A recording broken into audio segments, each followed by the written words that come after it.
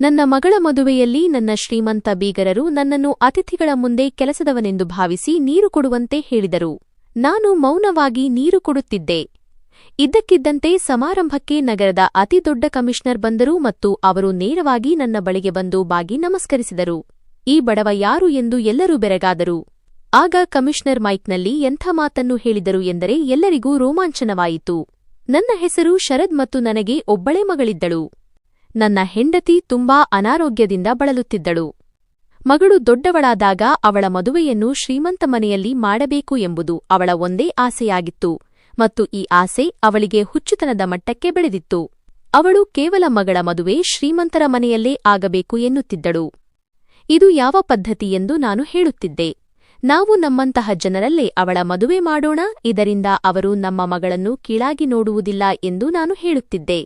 ಆದರೆ ನನ್ನ ಹೆಂಡತಿ ಹೇಳುತ್ತಿದ್ದಳು, ನಾನು ಇಡೀ ಜೀವನವನ್ನು ಹೇಗೆ ಕಳೆದಿದ್ದೇನೆ ಎಂಬುದು ನನಗೆ ಮಾತ್ರ ಗೊತ್ತು.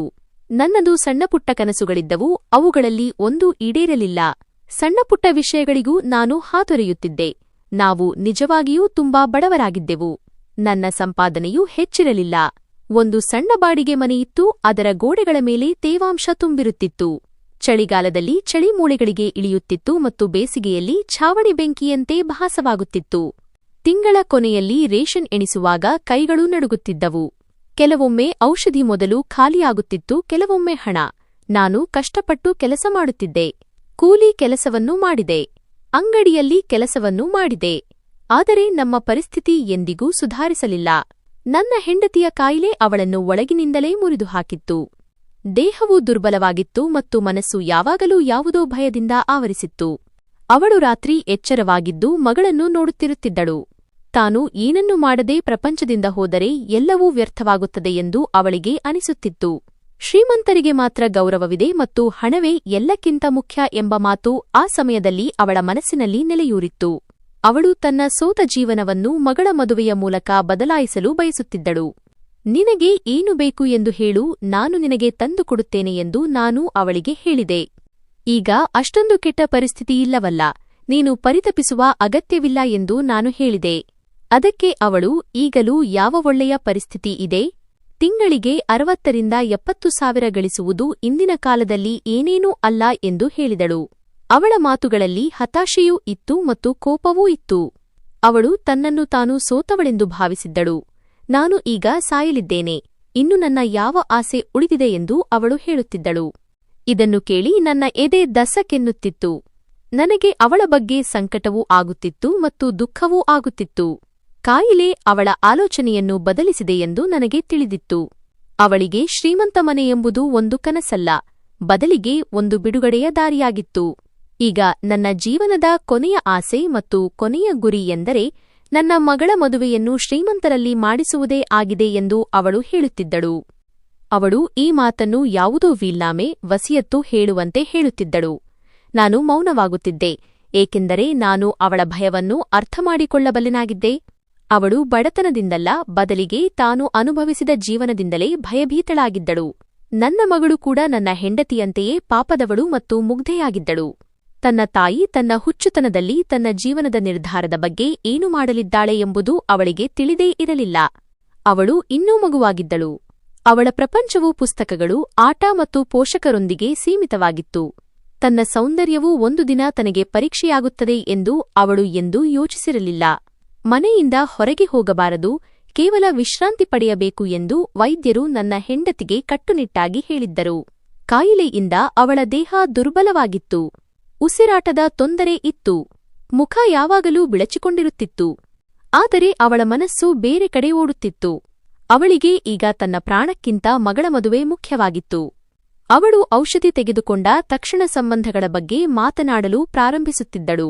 ಮೊದಲು ನಿನ್ನ ಆರೋಗ್ಯವನ್ನು ನೋಡಿಕೋ, ಆರೋಗ್ಯ ಸರಿಯಾದ ಮೇಲೆಯೇ ನೀನು ಮಗಳ ಮದುವೆ ಮಾಡುತ್ತೀಯಾ ಎಂದು ನಾನು ಅವಳಿಗೆ ತಿಳಿ ಹೇಳುತ್ತಿದ್ದೆ. ಆಗ ಅವಳು ನನ್ನ ಬಳಿ ಸಮಯವಿಲ್ಲ ಎಂದು ಹೇಳಿಬಿಡುತ್ತಿದ್ದಳು.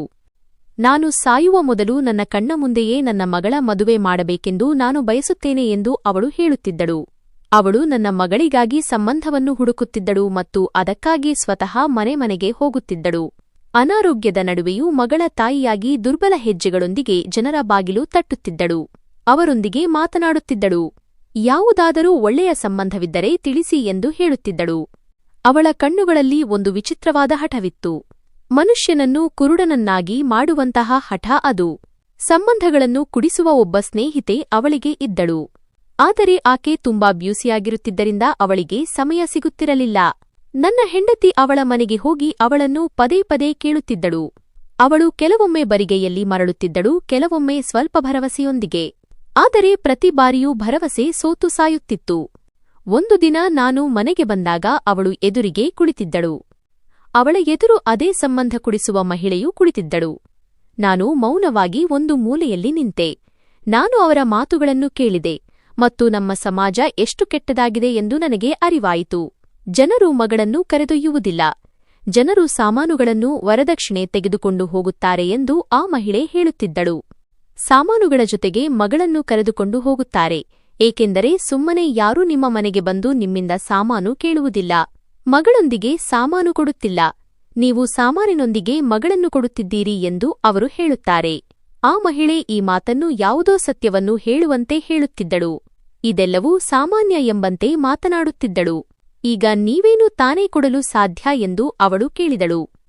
ದೊಡ್ಡ ಮನೆಯಲ್ಲಿ ಸಂಬಂಧ ಬೆಳೆಸಬೇಕಾದರೆ ದೊಡ್ಡ ಕಾರು, ದೊಡ್ಡ ವರದಕ್ಷಿಣೆ ಏನೇನೋ ಕೊಡಬೇಕಾಗುತ್ತದೆ ಮತ್ತು ಅಷ್ಟು ದೊಡ್ಡ ಹಾಗೂ ಶ್ರೀಮಂತರಿಗೆ ನಿಮ್ಮ ಮಗಳಲ್ಲಿ ಏನು ಆಸಕ್ತಿಯಿರುತ್ತದೆ ಎಂದು ಅವಳು ಹೇಳಿದಳು. ಈ ಎಲ್ಲಾ ಮಾತುಗಳನ್ನು ಕೇಳಿ ನಾನು ಬೆರಗಾದೆ.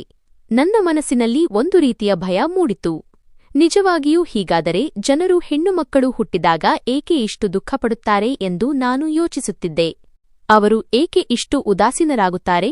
ಏಕೆಂದರೆ ಈ ಸಮಾಜದಲ್ಲಿ ಅವರಿಗೆ ಭದ್ರತೆ ನೀಡಲು, ಒಳ್ಳೆಯ ಶಿಕ್ಷಣ ಕೊಡಿಸಲು ಅಥವಾ ಅವರ ಮದುವೆಯನ್ನು ಸರಿಯಾದ ರೀತಿಯಲ್ಲಿ ಮಾಡಲು ಸಾಧ್ಯವಿಲ್ಲ ಎಂದು ಅವರಿಗೆ ತಿಳಿದಿದೆ. ಮತ್ತು ಅಂತಹ ದುರಾಸೆಯ ಜನರಿಗೆ ಮದುವೆ ಮಾಡಿಕೊಟ್ಟರೆ ಮದುವೆಯ ನಂತರ ಅವಳು ಸಂತೋಷವಾಗಿರುತ್ತಾಳೆ ಅಥವಾ ಇಲ್ಲವೇ ಎಂಬುದಕ್ಕೆ ಅವರ ಜೀವನದ ಯಾವುದೇ ಗ್ಯಾರಂಟಿ ತೆಗೆದುಕೊಳ್ಳಲು ಸಾಧ್ಯವಿಲ್ಲ. ನನ್ನ ಹೆಂಡತಿ ಎಲ್ಲವನ್ನೂ ಮೌನವಾಗಿ ಕೇಳುತ್ತಿದ್ದಳು. ನಂತರ ಅವಳು ನನ್ನ ಮಗಳು ದೃಷ್ಟಿಯನ್ನು ಹೊರಗೆ ಕರೆದಳು. ಅವಳ ಧ್ವನಿಯಲ್ಲಿ ವಿಚಿತ್ರವಾದ ನಡುಕವಿತ್ತು. ದೃಷ್ಟಿ ಹೊರಗೆ ಬಂದಳು, ಸರಳವಾದ ಬಟ್ಟೆಯಲ್ಲಿ ಬಿಟ್ಟ ಕೂದಲಿನೊಂದಿಗೆ ಕಣ್ಣುಗಳಲ್ಲಿ ಮುಗ್ಧತೆಯನ್ನು ಹೊತ್ತುಕೊಂಡು. ಆ ಮಹಿಳೆಯ ದೃಷ್ಟಿ ಅವಳ ಮೇಲೆ ಬಿದ್ದ ತಕ್ಷಣ ಅವಳು ಆಶ್ಚರ್ಯಚಕಿತಳಾದಳು. ಅವಳು ಕಣ್ಣುಗಳನ್ನು ಅಗಲ ಮಾಡಿ ಎಷ್ಟೊಂದು ಸುಂದರವಾದ ಹುಡುಗಿ ಎಂದು ತಕ್ಷಣ ಹೇಳಿದಳು. ನಾನು ಎಷ್ಟೋ ಹುಡುಗಿಯರ ಸಂಬಂಧ ಮಾಡಿಸಿದ್ದೇನೆ, ಇಂತಹ ಸುಂದರ ಹುಡುಗಿಯನ್ನು ನಾನು ನೋಡಿಲ್ಲ ಎಂದಳು. ಆ ಮಹಿಳೆ ಮಾತನಾಡುತ್ತಲೇ ಇದ್ದಳು. ಅರೆ, ಇವಳನ್ನು ನನ್ನ ಮಗನಿಗೆ ನನಗೆ ಕೊಟ್ಟುಬಿಡಿ ಎಂದು ಹೇಳಿದಳು. ನನ್ನ ಹೆಂಡತಿಯ ಮುಖದಲ್ಲಿ ಒಂದು ಕ್ಷಣ ಸಂತೋಷದ ಅಲೆ ಮೂಡಿತು. ಇಲ್ಲ ನೋಡಿ, ನಮ್ಮ ಬಳಿ ಕೊಡಲು ಹೆಚ್ಚು ವರದಕ್ಷಿಣೆ ಇಲ್ಲ, ಆದರೆ ನಮ್ಮ ಮಗಳು ತುಂಬಾ ಸುಂದರವಾಗಿದ್ದಾಳೆ ಎಂದು ಅವಳು ತಕ್ಷಣ ಹೇಳಿದಳು. ಆ ಮಹಿಳೆ ನಗುತ್ತಾ, ಮಾತು ಸರಿಯಾಗಿದೆ, ಸರಿ, ನಿನ್ನ ಮಗಳಿಗಾಗಿ ಯಾವುದಾದರೂ ಸಂಬಂಧ ನೋಡುತ್ತೇನೆ ಎಂದು ಹೇಳಿದಳು. ಆದರೆ ಅವಳ ಧ್ವನಿಯಲ್ಲಿ ಗಾಂಭೀರ್ಯ ಕಡಿಮೆ ಮತ್ತು ಸ್ವಾರ್ಥ ಹೆಚ್ಚಿತ್ತು. ನನ್ನ ಹೆಂಡತಿ ಪದೇ ಪದೇ ಶ್ರೀಮಂತ ಜನರೇ ಆಗಿರಬೇಕು ಎಂದು ಹೇಳುತ್ತಿದ್ದಳು. ಅವಳು ಈ ಪದವನ್ನು ಪದೇ ಪದೇ ಪುನರಾವರ್ತಿಸುತ್ತಿದ್ದಳು. ಅದು ಇಲ್ಲದೆ ಮಾತು ಪೂರ್ಣವಾಗುವುದಿಲ್ಲ ಎಂಬಂತೆ. ಆದರೆ ನನಗೆ ಇನ್ನೂ ಅಂತಹದೇನೂ ಆಗುವುದಿಲ್ಲ ಎಂಬ ನಂಬಿಕೆ ಇತ್ತು. ನಂತರ ನನ್ನ ಹೆಂಡತಿ ಎಂಥ ಮಾತನ್ನು ಹೇಳಿದಳೆಂದರೆ ಅದು ನನ್ನನ್ನು ಒಳಗಿನಿಂದಲೇ ಅಲ್ಲಾಡಿಸಿಬಿಟ್ಟಿತು. ಹುಡುಗಿಯ ಹೆಸರಿನಲ್ಲಿ ಪ್ಲಾಟ್ ನಿವೇಶನ ಕೂಡ ಇದೆ ಎಂದು ನಾವು ಸುಳ್ಳು ಹೇಳೋಣ, ಅದನ್ನು ನಾವು ವರದಕ್ಷಿಣೆಯಾಗಿ ಕೊಡುತ್ತೇವೆ ಎಂದು ಹೇಳೋಣ ಮತ್ತು ನಂತರ ಪ್ಲಾಟ್ ಒತ್ತುವರಿಯಾಗಿದೆ ಎಂದು ಹೇಳಿಬಿಡೋಣ ಎಂದಳು. ಆ ಮಹಿಳೆ ತಕ್ಷಣ ಹೌದು, ಈ ಉಪಾಯವನ್ನು ಮಾಡಬಹುದು ಎಂದು ಹೇಳಿದರು. ಇದೆಲ್ಲವೂ ಸಾಮಾನ್ಯ ವಿಷಯ ಎಂಬಂತೆ. ಈಗ ನಾನು ಮುಂದೆ ಬಂದೆ. ನಾನು ಇನ್ನೂ ಮೌನವಾಗಿರಲು ಸಾಧ್ಯವಾಗಲಿಲ್ಲ. ನೀನು ಎಂಥ ಮಾತುಗಳನ್ನು ಆಡುತ್ತಿದ್ದೀಯಾ ಎಂದು ನಾನು ಕೇಳಿದೆ. ಹೀಗೆ ಅವರು ಪ್ಲಾಟ್ ಹೆಸರಿನಲ್ಲಿ ಮಗಳನ್ನು ಕರೆದುಕೊಂಡು ಹೋಗುತ್ತಾರೆ. ನಂತರ ಅವರಿಗೆ ಪ್ಲಾಟ್ ಇಲ್ಲ ಎಂದು ತಿಳಿದಾಗ ನಮ್ಮ ಮಗಳ ಗತಿ ಏನಾಗಬಹುದು? ನನ್ನ ಧ್ವನಿ ನಡುಗುತ್ತಿತ್ತು. ನನ್ನ ಹೃದಯ ಜೋರಾಗಿ ಬಡಿದುಕೊಳ್ಳುತ್ತಿತ್ತು. ನನ್ನ ಹೆಂಡತಿ ನನ್ನ ಕಡೆ ನೋಡಿದಳು. ಅವಳ ಕಣ್ಣುಗಳಲ್ಲಿ ವಿಚಿತ್ರವಾದ ಹೊಳಪಿತ್ತು. ಅತ್ತೆ ಮನೆಗೆ ಹೋಗಿ ನನ್ನ ಮಗಳು ಗರ್ಭಿಣಿಯಾಗಿ ಅವರಿಗೆ ಗಂಡು ಮಗುವನ್ನು ಹೆತ್ತುಕೊಟ್ಟಾಗ ಯಾರೂ ಏನೂ ಹೇಳುವುದಿಲ್ಲ ಎಂದು ಅವಳು ಹೇಳಿದಳು. ಇದನ್ನು ಕೇಳಿ ನಾನು ಸಂಪೂರ್ಣವಾಗಿ ಮೌನನಾದೆ. ನನ್ನ ಬಾಯಿ ಮುಚ್ಚಿಹೋಯಿತು. ನನ್ನ ಕೈಗಳು ತಣ್ಣಗಾದವು. ನನ್ನ ಹೆಂಡತಿಗೆ ಏನಾಗಿದೆ ಎಂದು ನಾನು ತುಂಬಾ ಆಶ್ಚರ್ಯಚಕಿತನಾದೆ. ನಾನು ಬಲ್ಲ ಮಹಿಳೆ ಇವಳಾಗಿರಲಿಲ್ಲ. ಇದು ಕಾಯಿಲೆಯಾಗಿರಲಿಲ್ಲ. ಇದು ಭಯವಾಗಿತ್ತು. ಇದು ಬಡತನದ ಏಟು. ಅದು ಅವಳ ಆಲೋಚನೆಯನ್ನೇ ಬದಲಿಸಿತ್ತು. ಆ ಮಹಿಳೆ ಹೋದ ನಂತರ ನನ್ನ ಹೆಂಡತಿಯೊಂದಿಗೆ ನನ್ನ ಜಗಳವೂ ನಡೆಯಿತು. ಅವಳು ಅನಾರೋಗ್ಯದಿಂದ ಬಳಲುತ್ತಿದ್ದಾಳೆ ಎಂದು ನನಗೆ ತಿಳಿದಿತ್ತು ಮತ್ತು ನಾನು ಅವಳೊಂದಿಗೆ ಜಗಳವಾಡಲು ಬಯಸಿರಲಿಲ್ಲ. ನನ್ನ ಮೇಲೆ ಬಡತನವಿದ್ದಾಗ ಮತ್ತು ನನ್ನ ಪರಿಸ್ಥಿತಿ ಕೆಟ್ಟದಾಗಿದ್ದಾಗ ನಾನು ಪರಿಸ್ಥಿತಿಯ ಕೋಪವನ್ನು ಅವಳ ಮೇಲೆಯೇ ತೋರಿಸುತ್ತಿದ್ದೆ ಎಂಬುದು ಕೂಡ ಸತ್ಯ. ಅದೇ ಕಾರಣಕ್ಕೆ ಆ ಪಾಪದವಳು ಇಂದು ಹೀಗಾಗಿದ್ದಾಳೆ. ಆದರೆ ಅವಳ ಆರೋಗ್ಯ ಕೆಟ್ಟಿದೆ ಎಂದು ತಿಳಿದಾಗಿನಿಂದ ನಾನು ಅವಳೊಂದಿಗೆ ಅಂತಹ ಮಾತುಗಳನ್ನು ಆಡಬಾರದು ಎಂಬುದೇ ನನ್ನ ಪ್ರಯತ್ನವಾಗಿರುತ್ತಿತ್ತು. ಆದರೆ ನಾನು ಅವಳೊಂದಿಗೆ ನೀನು ಅಂತಹ ಯಾವುದೇ ಕೆಲಸ ಮಾಡಬಾರದು ಎಂದು ಹೇಳಿದೆ. ಸುಳ್ಳಿನ ಆಧಾರದ ಮೇಲೆ ನಾವು ಮಗಳನ್ನು ಕಳುಹಿಸುವುದು ಬೇಡ. ಆದರೆ ಅವಳು ನಾವು ಹಾಗೆಯೇ ಮಾಡುತ್ತೇವೆ ಎಂದು ಹೇಳಿದಳು. ಅವಳು ಶ್ರೀಮಂತ ವ್ಯಕ್ತಿಯೊಂದಿಗೆ ಇರುತ್ತಾಳೆ. ಹೇಗಿದ್ದರೂ ಪ್ರೀತಿ ಸಿಗುವುದಿಲ್ಲ. ಗಂಡ ಹೆಂಡತಿಯನ್ನು ಎಂದಿಗೂ ಪ್ರೀತಿಸುವುದಿಲ್ಲ. ಹೊರಗಡೆ ಅವಮಾನಿತನಾಗಿ ಬಂದರೆ ಮನೆಯಲ್ಲಿ ಬೈಗುಳ ಕೇಳಿಸಿಕೊಳ್ಳಲು, ತನ್ನ ಕೋಪ ತೀರಿಸಿಕೊಳ್ಳಲು, ಮನಸ್ಸು ಹಗುರ ಮಾಡಿಕೊಳ್ಳಲು ಅಥವಾ ತನ್ನ ಅಗತ್ಯಗಳನ್ನು ಪೂರೈಸಿಕೊಳ್ಳಲು ಯಾರಾದರೂ ಇರಲಿ ಎಂದು ಮಾತ್ರ ಅವಳನ್ನು ಮನೆಯಲ್ಲಿ ಇಟ್ಟುಕೊಂಡಿರುತ್ತಾನೆ. ಕನಿಷ್ಠ ಹೊಟ್ಟೆಯಾದರೂ ತುಂಬಿರುತ್ತದೆ, ಮೈಮೇಲೆ ಒಳ್ಳೆ ಬಟ್ಟೆಯಾದರೂ ಇರುತ್ತದೆ. ಅವಳು ಅಳುತ್ತಾ ಕಣ್ಣೀರು ಒರೆಸಿಕೊಂಡಾಗ ಅವಳ ಬೆರಳುಗಳಲ್ಲಿ ಚಿನ್ನದ ಉಂಗುರಗಳು ಕಂಡವು ಮತ್ತು ನಂತರ ಸರಿ, ನನ್ನ ಬಳಿ ಸಂತೋಷವಿಲ್ಲ, ಗಂಡನ ಪ್ರೀತಿ ಇಲ್ಲ, ಕನಿಷ್ಠ ಹಣವಾದರೂ ಇದೆಯಲ್ಲ ಎಂದು ಯೋಚಿಸಿ ಕಣ್ಣೀರು ಒರೆಸಿಕೊಂಡಳು. ನಾನು ಬೆರಗಾದೆ. ನೀನು ಯಾವ ರೀತಿಯ ಮಾತುಗಳನ್ನು ಆಡುತ್ತಿದ್ದೀಯಾ ಎಂದು ನಾನು ಕೇಳಿದೆ. ಅದಕ್ಕೆ ಅವಳು ನೀನು ನನ್ನೊಂದಿಗೆ ಮಾಡಿದ್ದು ಇದನ್ನೇ ಅಲ್ವಾ ಎಂದು ಹೇಳಿದಳು. ನನ್ನ ಬಳಿ ಗಂಡನ ಪ್ರೀತಿಯೂ ಇರಲಿಲ್ಲ, ಹಣವೂ ಇರಲಿಲ್ಲ, ಸಂತೋಷವೂ ಇರಲಿಲ್ಲ ಮತ್ತು ಈಗ ಆರೋಗ್ಯವೂ ಇಲ್ಲ. ನನ್ನ ಮಗಳ ಜೊತೆ ನಾನು ಹೀಗಾಗಲೂ ಬಿಡುವುದಿಲ್ಲ ಎಂದಳು. ಇದಕ್ಕೆ ನಾನು ಸುಮ್ಮನಾದೆ. ಇನ್ನೇನು ಹೇಳಲು ಸಾಧ್ಯವಿತ್ತು. ನನ್ನ ಮಗಳು ಕೂಡ ನೀವು ನನ್ನ ಹೆಸರನ್ನು ಹೇಳಿಕೊಂಡು ಏಕೆ ಜಗಳವಾಡುತ್ತಿರುತ್ತೀರಿ, ಏನಾಗಿದೆ ಎಂದು ನನ್ನನ್ನು ಕೇಳತೊಡಗಿದಳು. ನಾನು ಮಗಳೇ ಏನೂ ಇಲ್ಲ, ನೀನು ಚಿಂತಿಸಬೇಡ ಎಂದು ಹೇಳಿದೆ. ನಿಮ್ಮ ಅಮ್ಮ ಸ್ವಲ್ಪ ಚಿಂತೆಯಲ್ಲಿದ್ದಾರೆ, ಆದರೆ ಅವರು ನಿನಗೆ ತುಂಬಾ ಒಳ್ಳೆಯ ಕಡೆ ಸಂಬಂಧ ಮಾಡುತ್ತಾರೆ. ನೀನು ದೇವರಲ್ಲಿ ನಿನ್ನ ಒಳ್ಳೆಯ ಭವಿಷ್ಯಕ್ಕಾಗಿ ಪ್ರಾರ್ಥಿಸು ಎಂದು ಹೇಳಿದೆ. ಅಮ್ಮ ಹೇಳುತ್ತಿದ್ದರು, ನೀವು ಅಮ್ಮನ ಜೊತೆ ತುಂಬಾ ಕೆಟ್ಟದಾಗಿ ನಡೆದುಕೊಂಡಿದ್ದೀರಿ ಮತ್ತು ದೇವರು ನಿಮಗೆ ಶಿಕ್ಷೆ ಕೊಟ್ಟರೆ ನನಗೂ ಕೆಟ್ಟದ್ದೇ ಆಗುತ್ತದೆ ಎಂದು ಅವಳು ಹೇಳುತ್ತಿದ್ದಳು. ಇದನ್ನು ಕೇಳಿ ನಾನು ಭಯಪಟ್ಟೆ. ಏಕೆಂದರೆ ನಾನು ಯಾರ ಮಗಳ ಜೊತೆ ಏನೇ ಮಾಡಿದ್ದರೂ ಅದೆಲ್ಲವೂ ನನ್ನ ಮಗಳ ಜೊತೆ ನಡೆದರೆ ನಾನು ಹೇಗೆ ಸಹಿಸಲು ಸಾಧ್ಯ ಎಂಬುದು ಸತ್ಯವಾಗಿತ್ತು. ನಾನು ಇಲ್ಲ ಮಗಳೇ, ಹಾಗೇನೂ ಆಗುವುದಿಲ್ಲ ಎಂದು ಹೇಳಿದೆ. ದೇವರು ಮುಗ್ಧ ಜನರಿಗೆ ಬೇರೆಯವರ ಹಣೆಬರಹದ ಶಿಕ್ಷೆಯನ್ನು ನೀಡುವುದಿಲ್ಲ. ಚಿಂತಿಸಬೇಡ, ಎಲ್ಲವೂ ಸರಿಯಾಗುತ್ತದೆ. ಕೃತಜ್ಞತೆ ಸಲ್ಲಿಸುವವರಿಗೆ ಕೃತಜ್ಞತೆಯ ಫಲ ಸಿಗುತ್ತದೆ ಎನ್ನುತ್ತಾರೆ ಮತ್ತು ನನ್ನ ಹೆಂಡತಿಯ ವಿಷಯದಲ್ಲೂ ಹಾಗೆಯೇ ಆಯಿತು. ಅವಳು ಯಾವ ರೀತಿಯ ಸಂಬಂಧವನ್ನು ಬಯಸುತ್ತಿದ್ದಳೋ ಅಂತಹದ್ದೇ ಸಂಬಂಧ ಅವಳಿಗೆ ಸಿಕ್ಕಿತು. ಆ ಮಹಿಳೆ ಮತ್ತೆ ನಮ್ಮ ಮನೆಗೆ ಬಂದಾಗ ಅವಳ ಮುಖದಲ್ಲಿ ವಿಚಿತ್ರವಾದ ಹೊಳಪಿತ್ತು. ಅವಳು ಬಂದ ತಕ್ಷಣ ಒಂದು ದೊಡ್ಡ ಮನೆತನವಿದೆ ಎಂದು ಹೇಳಿದಳು. ಅವರು ತುಂಬಾ ಶ್ರೀಮಂತರು ಮತ್ತು ಅವರ ಒಂದೇ ಷರತ್ತು ಏನೆಂದರೆ ಹುಡುಗಿ ತುಂಬಾ ಸುಂದರವಾಗಿರಬೇಕು. ನಾವು ತುಂಬಾ ಸುಂದರವಾದ ಹುಡುಗಿಯನ್ನು ಬಯಸುತ್ತೇವೆ ಎಂದು ಅವರು ಹೇಳಿದ್ದಾರೆ. ನಮ್ಮ ಮಗ ತುಂಬಾ ಸುಂದರವಾಗಿದ್ದಾನೆ, ನಮಗೆ ಹಣವೇನೂ ಬೇಡ. ಈ ಮಾತುಗಳನ್ನು ಕೇಳಿದ ತಕ್ಷಣ ನನ್ನ ಹೆಂಡತಿಯ ಮುಖದಲ್ಲಿ ನಾನು ವರ್ಷಗಳಲ್ಲಿ ನೋಡದ ಸಂತೋಷ ಕಂಡುಬಂತು. ಆ ಮಹಿಳೆ ಪ್ಲಾಟ್ ನಿವೇಶನ ವಿಷಯವನ್ನು ಅವರಿಗೆ ಹೇಳಿದ್ದಳು. ಹುಡುಗಿಯ ಹೆಸರಿನಲ್ಲಿ ಪ್ಲಾಟ್ ಕೂಡ ಇದೆ ಎಂದು ಅವಳು ಬಲು ಆತ್ಮವಿಶ್ವಾಸದಿಂದ ಹೇಳಿದಳು. ನಾವು ಯಾವುದೋ ಜೌಗು ಪ್ರದೇಶದಲ್ಲಿ ಹೂತು ಹೋಗುತ್ತಿರುವಂತೆ ನನಗೆ ಭಾಸವಾಯಿತು. ಆದರೆ ನನ್ನ ಹೆಂಡತಿಗೆ ಏನೂ ಕಾಣಿಸುತ್ತಿರಲಿಲ್ಲ. ಅವಳಿಗೆ ಇದೆಲ್ಲವೂ ಒಂದು ಕನಸು ನನಸಾದಂತೆ ಇತ್ತು. ಮನೆಯಲ್ಲಿದ್ದ ಎಲ್ಲಾ ಒಳ್ಳೆಯ ವಸ್ತುಗಳನ್ನು ಒಂದೇ ಕೋಣೆಯಲ್ಲಿ ಇಡಲಾಯಿತು. ಅವರು ಕುಳಿತುಕೊಳ್ಳಬೇಕಾದ ಕೋಣೆಯನ್ನು ಸರಿಯಾಗಿ ಸ್ವಚ್ಛಗೊಳಿಸಲಾಯಿತು. ಗೋಡೆಗಳ ಮೇಲಿನ ಕಲೆಗಳನ್ನು ಮರೆಮಾಚಲು ಪ್ರಯತ್ನಿಸಲಾಯಿತು. ನೆರೆಹೊರೆಯವರ ಮನೆಯಿಂದ ದುಬಾರಿ ಪಾತ್ರೆಗಳನ್ನು ತರಿಸಲಾಯಿತು. ಒಳ್ಳೆಯ ಕಾರ್ಪೆಟ್ ಹಾಸಲಾಯಿತು. ಪರದೆಗಳನ್ನು ಬದಲಾಯಿಸಲಾಯಿತು. ಕೆಲವು ಗಂಟೆಗಳ ಕಾಲ ಬೇರೆ ಯಾವುದೋ ಜೀವನಕ್ಕೆ ಕಾಲಿಡುತ್ತಿರುವಂತೆ ಇತ್ತು. ಇದೆಲ್ಲವೂ ಒಂದು ದೊಡ್ಡ ಮೋಸದ ಆರಂಭವಾಗಿತ್ತು. ಮಗಳಿಗೆ ಇಂದು ನಿಶ್ಚಿತಾರ್ಥ ಎಂಬಂತೆ ತಯಾರಿ ಮಾಡಲಾಗಿತ್ತು. ಅವಳ ಕೂದಲನ್ನು ಬಾಚಲಾಯಿತು. ಬಟ್ಟೆಗಳನ್ನು ವಿಶೇಷವಾಗಿ ಹೊಲಿಸಿ ಇಡಲಾಗಿತ್ತು. ಅವಳ ಮುಖಕ್ಕೆ ಹಗುರವಾದ ಮತ್ತು ಆಕರ್ಷಕವಾದ ಮೇಕಪ್ ಮಾಡಲಾಯಿತು. ಆದರೆ ಅವಳು ಮೌನವಾಗಿದ್ದಳು. ತನ್ನ ಸುತ್ತಲೂ ಎಂಥ ಆಟ ನಡೆಯುತ್ತಿದೆ ಎಂಬುದು ಅವಳಿಗೆ ತಿಳಿದಿರಲಿಲ್ಲ. ಅವಳು ತುಂಬಾ ಸುಂದರವಾಗಿ ಕಾಣುತ್ತಿದ್ದಳು. ಅವಳ ಕಣ್ಣುಗಳಲ್ಲಿ ಯಾವಾಗಲೂ ಇರುವ ಮುಗ್ಧತೆಯೇ ಇತ್ತು.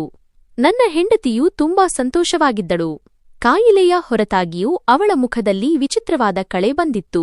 ಅವಳು ಪದೇ ಪದೇ ತನ್ನನ್ನು ತಾನು ನೋಡಿಕೊಳ್ಳುತ್ತಿದ್ದಳು ಮತ್ತು ನಂತರ ಮಗಳನ್ನು ನೋಡಿ ಮುಗುಳ್ನಗುತ್ತಿದ್ದಳು. ಆ ಜನರು ಬಂದರು ಮತ್ತು ಬಂದು ಕುಳಿತರು. ಅವರ ನಡವಳಿಕೆಯಲ್ಲಿ ತುಂಬಾ ದರ್ಪವಿತ್ತು. ಬಟ್ಟೆಗಳು ದುಬಾರಿಯಾಗಿದ್ದವು. ಇದೆಲ್ಲವೂ ತಮಗೆ ಸಾಮಾನ್ಯ ಎಂಬಂತೆ ಅವರ ಮಾತಿನ ಶೈಲಿ ಇತ್ತು. ಅವರು ನಮ್ಮ ಬಗ್ಗೆಯೂ ಕೇಳಿದರು. ನಾನು ಇದ್ದ ವಿಷಯವನ್ನೇ ಅವರಿಗೆ ಉತ್ತರಿಸಿದೆ. ಆದರೆ ನನ್ನ ಹೆಂಡತಿ ಮಾತನಾಡುತ್ತಲೇ ಇದ್ದಳು.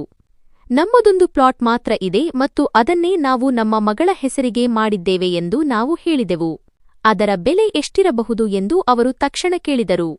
ನನ್ನ ಹೆಂಡತಿ ಯಾವ ಪ್ರದೇಶದಲ್ಲಿ ಪ್ಲಾಟ್ ಇದೆ ಎಂದು ಹೇಳಿದಳೋ ಅದನ್ನು ನನ್ನ ಬಳಿ ಕೇಳಿ ಹೇಳಬೇಕಿತ್ತು. ಆ ಪ್ರದೇಶದಲ್ಲಿ ಪ್ಲಾಟ್ ಇದ್ದರೆ ಅದರ ಬೆಲೆ ಕನಿಷ್ಠ 1 ಕೋಟಿಯಾದರೂ ಆಗುತ್ತದೆ ಎಂದು ಅವರು ಹೇಳತೊಡಗಿದರು. ನನ್ನ ಎದೆ ಜೋರಾಗಿ ಬಡಿದುಕೊಳ್ಳಲು ಪ್ರಾರಂಭಿಸಿತು. ಈಗ ಎಲ್ಲವೂ ಮುಗಿದು ಹೋಗುತ್ತದೆ ಎಂದು ನನಗೆ ಅನ್ನಿಸಿತು. ಆದರೆ ನನ್ನ ಹೆಂಡತಿ ಒಂದು ಕ್ಷಣವನ್ನೂ ಹಾಳುಮಾಡದೆ ಹೌದು ಹಾಗೆಯೇ ಇದೆ ಎಂದು ಹೇಳಿಬಿಟ್ಟಳು. ಅವಳ ಧ್ವನಿಯಲ್ಲಿ ನಡುಕವಿರಲಿಲ್ಲ, ಭಯವಿರಲಿಲ್ಲ. ಅವಳು ಸ್ವತಃ ಆ ಸುಳ್ಳನ್ನು ಸತ್ಯವೆಂದು ನಂಬಿಬಿಟ್ಟಿದ್ದಾಳೆ ಎಂಬಂತೆ ಇತ್ತು. ಆ ಜನರು ನಮ್ಮ ಮನೆಗೆ ಬಂದು ಕುಳಿತಿದ್ದರು. ನನ್ನ ಮಗಳನ್ನು ನೋಡಲು ಬಂದಿದ್ದರು. ನನ್ನ ಹೆಂಡತಿ ಸುಳ್ಳಿನ ಮೇಲೆ ಸುಳ್ಳು ಹೇಳುತ್ತಲೇ ಇದ್ದಳು ಮತ್ತು ಅಂತಹದೇನೂ ಇಲ್ಲ ಎಂದು ನಾನು ಎಲ್ಲರ ಮುಂದೆ ಹೇಳುವಂತೆಯೂ ಇರಲಿಲ್ಲ. ಇವಳು ಸುಳ್ಳು ಹೇಳುತ್ತಿದ್ದಾಳೆ ಎಂದು ಹೇಳಲಾಗಲಿಲ್ಲ. ನಾನು ಸಂಪೂರ್ಣ ಮೌನವಾಗಿ ಕುಳಿತಿದ್ದೆ. ನನ್ನ ಕೈಗಳು ಬೆವರಿನಿಂದ ಒದ್ದೆಯಾಗಿದ್ದವು. ಇದೆಲ್ಲವೂ ಒಂದು ದಿನ ದೊಡ್ಡ ತಮಾಷೆಯಾಗುತ್ತದೆ ಎಂದು ನಾನು ಯೋಚಿಸುತ್ತಿದ್ದೆ.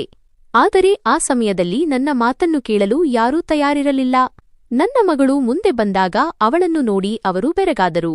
ಬೆಲೆಬಾಳುವ ವಸ್ತುವನ್ನು ನೋಡಿದಾಗ ಬರುವ ಹೊಳಪು ಅವರ ಕಣ್ಣುಗಳಲ್ಲಿತ್ತು ಮತ್ತು ಪ್ಲಾಟ್ ಇಲ್ಲದಿದ್ದರೂ ನಾವು ವಜ್ರವನ್ನು ಕೈಯಿಂದ ಹೋಗಲು ಬಿಡುತ್ತಿರಲಿಲ್ಲ ಎಂದು ಹೇಳತೊಡಗಿದರು. ಹುಡುಗಿ ತುಂಬಾ ಸುಂದರವಾಗಿದ್ದಾಳೆ.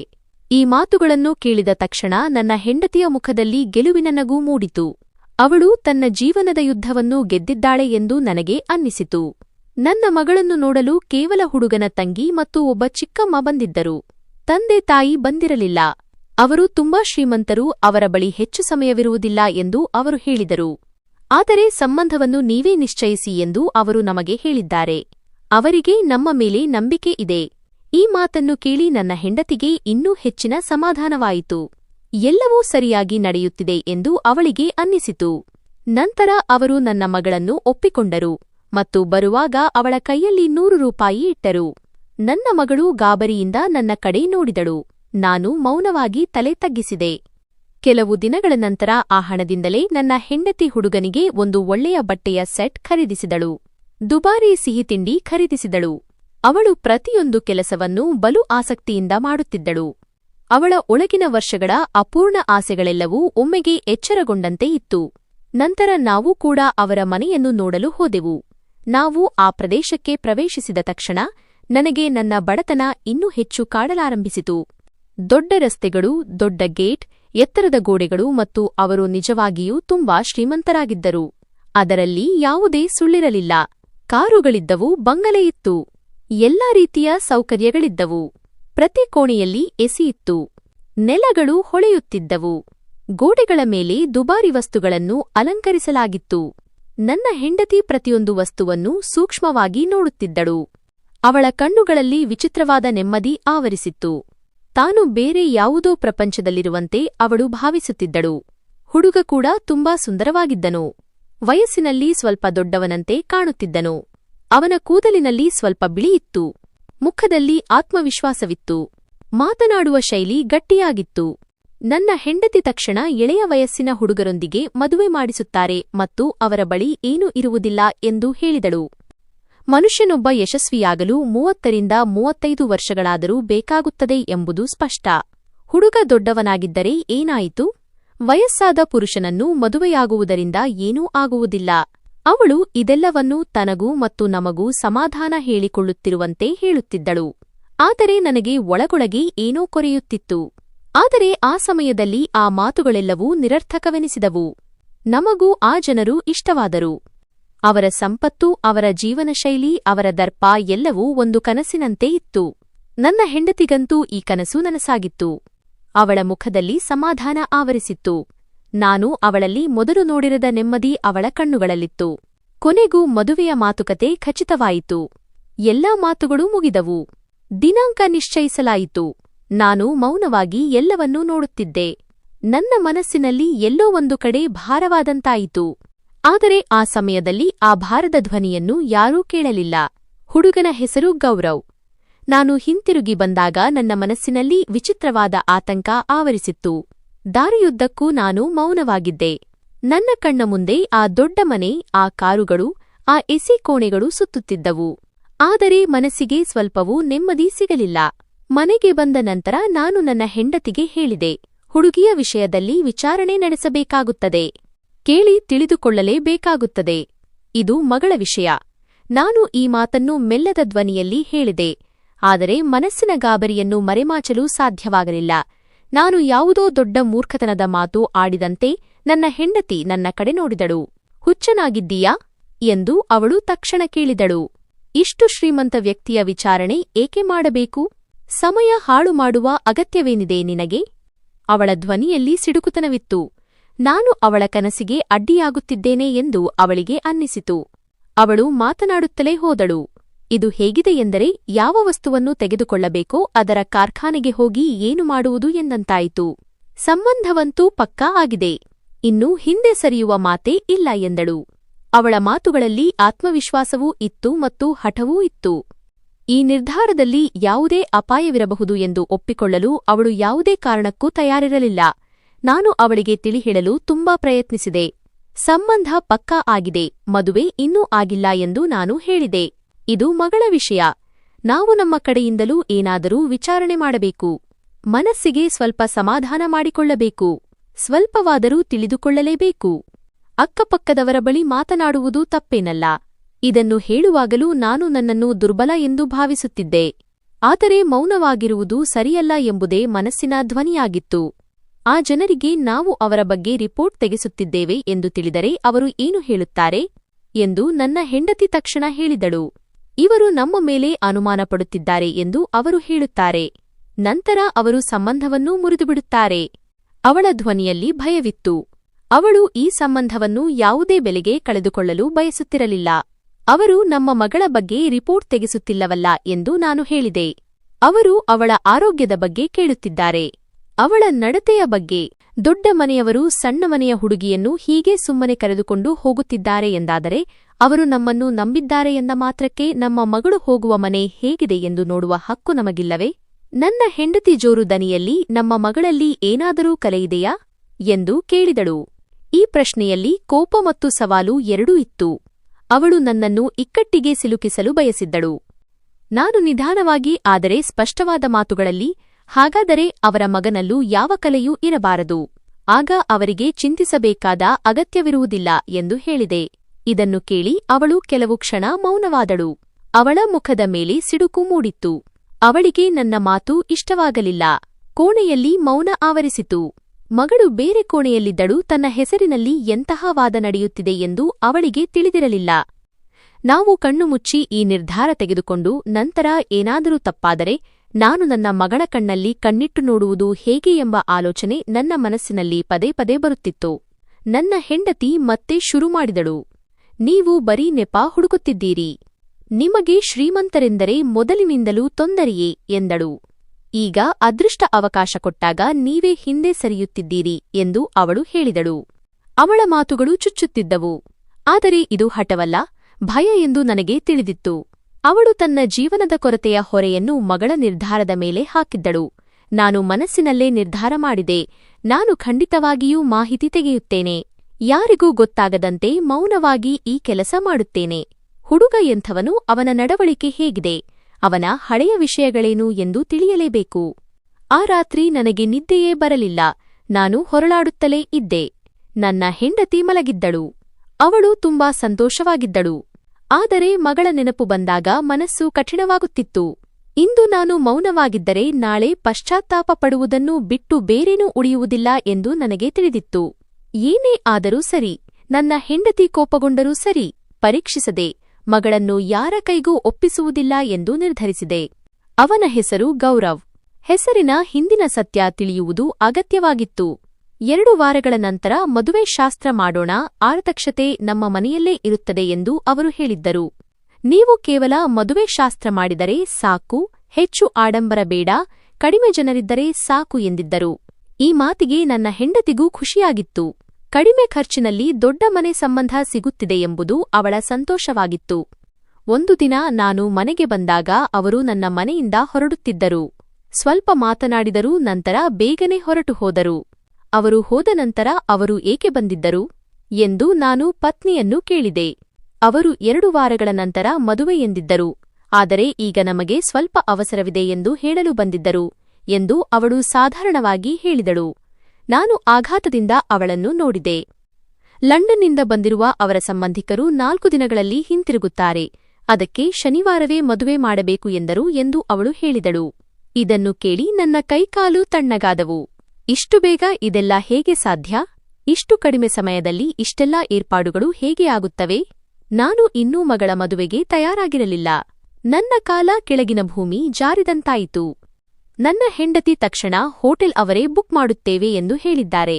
ನಮ್ಮಿಂದಾಗಿ ಅವಸರವಾಗುತ್ತಿದೆ, ಆದ್ದರಿಂದ ಖರ್ಚು ನಮ್ಮದೇ ಎಂದಿದ್ದಾರೆ ಎಂದಳು. ನಾನು ಯೋಚಿಸಿ ಹೋಟೆಲ್ ಬುಕಿಂಗ್ ನಾನೇ ಮಾಡುತ್ತೇನೆ. ನಾನೇನು ಅಷ್ಟು ಬಡವನಲ್ಲ ಎಂದು ಅವರಿಗೆ ಹೇಳು ಎಂದೆ. ನಾನು ಮಗಳಿಗಾಗಿಯೇ ಹಣ ಕೂಡಿಟ್ಟಿದ್ದೆ. ಇದನ್ನು ಕೇಳಿ ನನ್ನ ಹೆಂಡತಿ ಹಾಗಾದರೆ ತೊಂದರೆಯೇನಿದೆ ಎಂದಳು. ಅವಳಿಗೆ ಇದು ಒಂದು ರೀತಿಯ ಗೆಲುವಾಗಿತ್ತು. ಸರಿ, ನಾನೇ ಎಲ್ಲವನ್ನೂ ನೋಡಿಕೊಳ್ಳುತ್ತೇನೆ ಎಂದು ಮನಸ್ಸಿನಲ್ಲಿ ಅಂದುಕೊಂಡೆ. ಹೋಟೆಲ್ ಬುಕ್ ಮಾಡಿ ಹಣ ಕೊಟ್ಟರೆ ಸಾಕಿತ್ತು. ಊಟ ಮತ್ತು ಅಲಂಕಾರ ಅವರ ಕಡೆಯಿಂದಲೇ ಇತ್ತು. ಹುಡುಗಿಗೆ ಬಟ್ಟೆ, ಒಡವೆಗಳನ್ನು ಅವರೇ ಕಳುಹಿಸಿದ್ದರು. ಎಲ್ಲವೂ ಎಷ್ಟು ವೇಗವಾಗಿ ನಡೆಯುತ್ತಿತ್ತು ಎಂದರೆ ನನಗೆ ಉಸಿರಾಡಲು ಕೂಡ ಸಮಯವಿರಲಿಲ್ಲ. ಶನಿವಾರ ಬೆಳಿಗ್ಗೆ ಎಲ್ಲರೂ ತಯಾರಾದೆವು. ನನ್ನ ಹೆಂಡತಿ ಮೌನವಾಗಿದ್ದರೂ ಕಣ್ಣಲ್ಲಿ ಪ್ರಶ್ನೆಗಳಿದ್ದವು. ಆದರೆ ಬಾಯಲ್ಲಿ ಏನೂ ಹೇಳಲಿಲ್ಲ. ಅವಳು ತುಂಬಾ ಖುಷಿಯಾಗಿದ್ದಳು. ನೋಡಿ, ನಮಗೆ ಎಷ್ಟು ಗೌರವ ಸಿಗುತ್ತಿದೆ, ಅವರು ಎಷ್ಟು ದೊಡ್ಡವರು ಎಂದು ಹೇಳುತ್ತಿದ್ದಳು. ನಾವು ಹೋಟೆಲ್ ತಲುಪಿದೆವು. ಹಾಲ್ ಅಲಂಕೃತವಾಗಿತ್ತು, ಹವಾನಿಯಂತ್ರಿತ ವ್ಯವಸ್ಥೆ ಇತ್ತು. ಆದರೂ ನನ್ನ ಮನಸ್ಸಿನಲ್ಲಿ ವಿಚಿತ್ರವಾದ ಅಶಾಂತಿ ಇತ್ತು. ಹುಡುಗನ ತಂದೆ ತಾಯಿಯನ್ನು ನಾವು ಇನ್ನೂ ಸರಿಯಾಗಿ ಭೇಟಿಯಾಗಿರಲಿಲ್ಲ. ನಾನು ಹಲವು ಬಾರಿ ಈ ವಿಷಯ ಪ್ರಸ್ತಾಪಿಸಿದರೂ ನನ್ನ ಪತ್ನಿ ಅದನ್ನು ತಳ್ಳಿಹಾಕುತ್ತಿದ್ದಳು. ಅವರು ತುಂಬಾ ಬ್ಯೂಸಿ ಜನರು, ಮದುವೆಯಲ್ಲೇ ಭೇಟಿಯಾಗಬಹುದು ಎಂದು ಅವರ ಸಂಬಂಧಿಕರು ಹೇಳಿದ್ದರು. ಮದುವೆಗೆ ಮುಂಚೆ ಪೋಷಕರ ಭೇಟಿಯಾಗದ, ಮಾತನಾಡದ ಎಂತಹ ಸಂಬಂಧವಿದು ಎಂದು ನಾನು ಯೋಚಿಸುತ್ತಿದ್ದೆ. ನನ್ನ ಹೆಂಡತಿಗೆ ಶ್ರೀಮಂತ ಮನೆ ಎಂಬ ಒಂದೇ ವಿಷಯ ಸಾಕಿತ್ತು. ಹೋಟೆಲ್ ಮಂಟಪದಲ್ಲಿ ಮದುವೆ ನಡೆಯುವುದನ್ನು ನೋಡಿ ಜನರು ಹೊಗಳುತ್ತಾರೆ ಎಂಬ ಆಸೆ ಅವಳದ್ದಾಗಿತ್ತು. ಇಷ್ಟು ರಹಸ್ಯವಿರುವ, ಇಷ್ಟು ಅವಸರವಿರುವ ಸಂಬಂಧದಲ್ಲಿ ನನ್ನ ಮಗಳನ್ನು ಸಿಲುಕಿಸುತ್ತಿದ್ದಾಳೆ ಎಂದು ನನಗೆ ಭಯವಾಗುತ್ತಿತ್ತು. ನನ್ನ ಮಗಳಿಗೆ ಪ್ರಪಂಚದ ಕುತಂತ್ರಗಳು ತಿಳಿಯದು. ಅವಳು ಇದೆಲ್ಲವೂ ಸರಿಯೆಂದುಕೊಂಡಿದ್ದಳು. ಹಾಲ್ನಲ್ಲಿ ಕುಳಿತು ಇದೆಲ್ಲ ಏಕೆ ಇಷ್ಟು ಸುಲಭವಾಗಿ ನಡೆಯುತ್ತಿದೆ, ಯಾಕೆ ನನಗೆ ಸರಿ ಅನ್ನಿಸುತ್ತಿಲ್ಲ ಎಂದು ಯೋಚಿಸುತ್ತಿದ್ದೆ. ಆದರೆ ನನ್ನ ಮಾತು ಕೇಳುವವರು ಯಾರೂ ಇರಲಿಲ್ಲ. ಹೋಟೆಲ್ನಲ್ಲಿ ಎಲ್ಲರೂ ಇದ್ದರು. ಹುಡುಗ, ಹುಡುಗಿ, ಪೋಷಕರು, ಪಂಡಿತರು ಎಲ್ಲರೂ ಬಂದರು. ಹಾಲ್ನಲ್ಲಿ ವಿಚಿತ್ರ ಮೌನವಿತ್ತು. ಅಲಂಕಾರದ ಬೆಳಕಿದ್ದರೂ ಮನಸ್ಸಿನಲ್ಲಿ ಕತ್ತಲೆಯಿತ್ತು. ಮದುವೆ ಇನ್ನೂ ಶುರುವಾಗಿರಲಿಲ್ಲ. ಸ್ವಲ್ಪ ಸಮಯದ ನಂತರ ಹುಡುಗನ ತಂದೆ ನನ್ನನ್ನು ಕರೆದರು. ಅವರ ದನಿಯಲ್ಲಿ ಅಧಿಕಾರವಿತ್ತು. ಸ್ವಲ್ಪ ನೀರು ಕೊಡು, ಎಲ್ಲಿದ್ದೀಯಾ ಎಂದರು. ನಾನು ಒಂದು ಕ್ಷಣ ಅವಾಕ್ಕಾದೆ. ಹೋಟೆಲ್ನ ವೀಟರ್ಗಳು ಕಪ್ಪು ಸೂಟ್ ಧರಿಸಿದ್ದರು. ಕಾಕತಾಳೀಯವಾಗಿ ನಾನು ಅದೇ ಬಣ್ಣದ ಸೂಟ್ ಧರಿಸಿದ್ದೆ.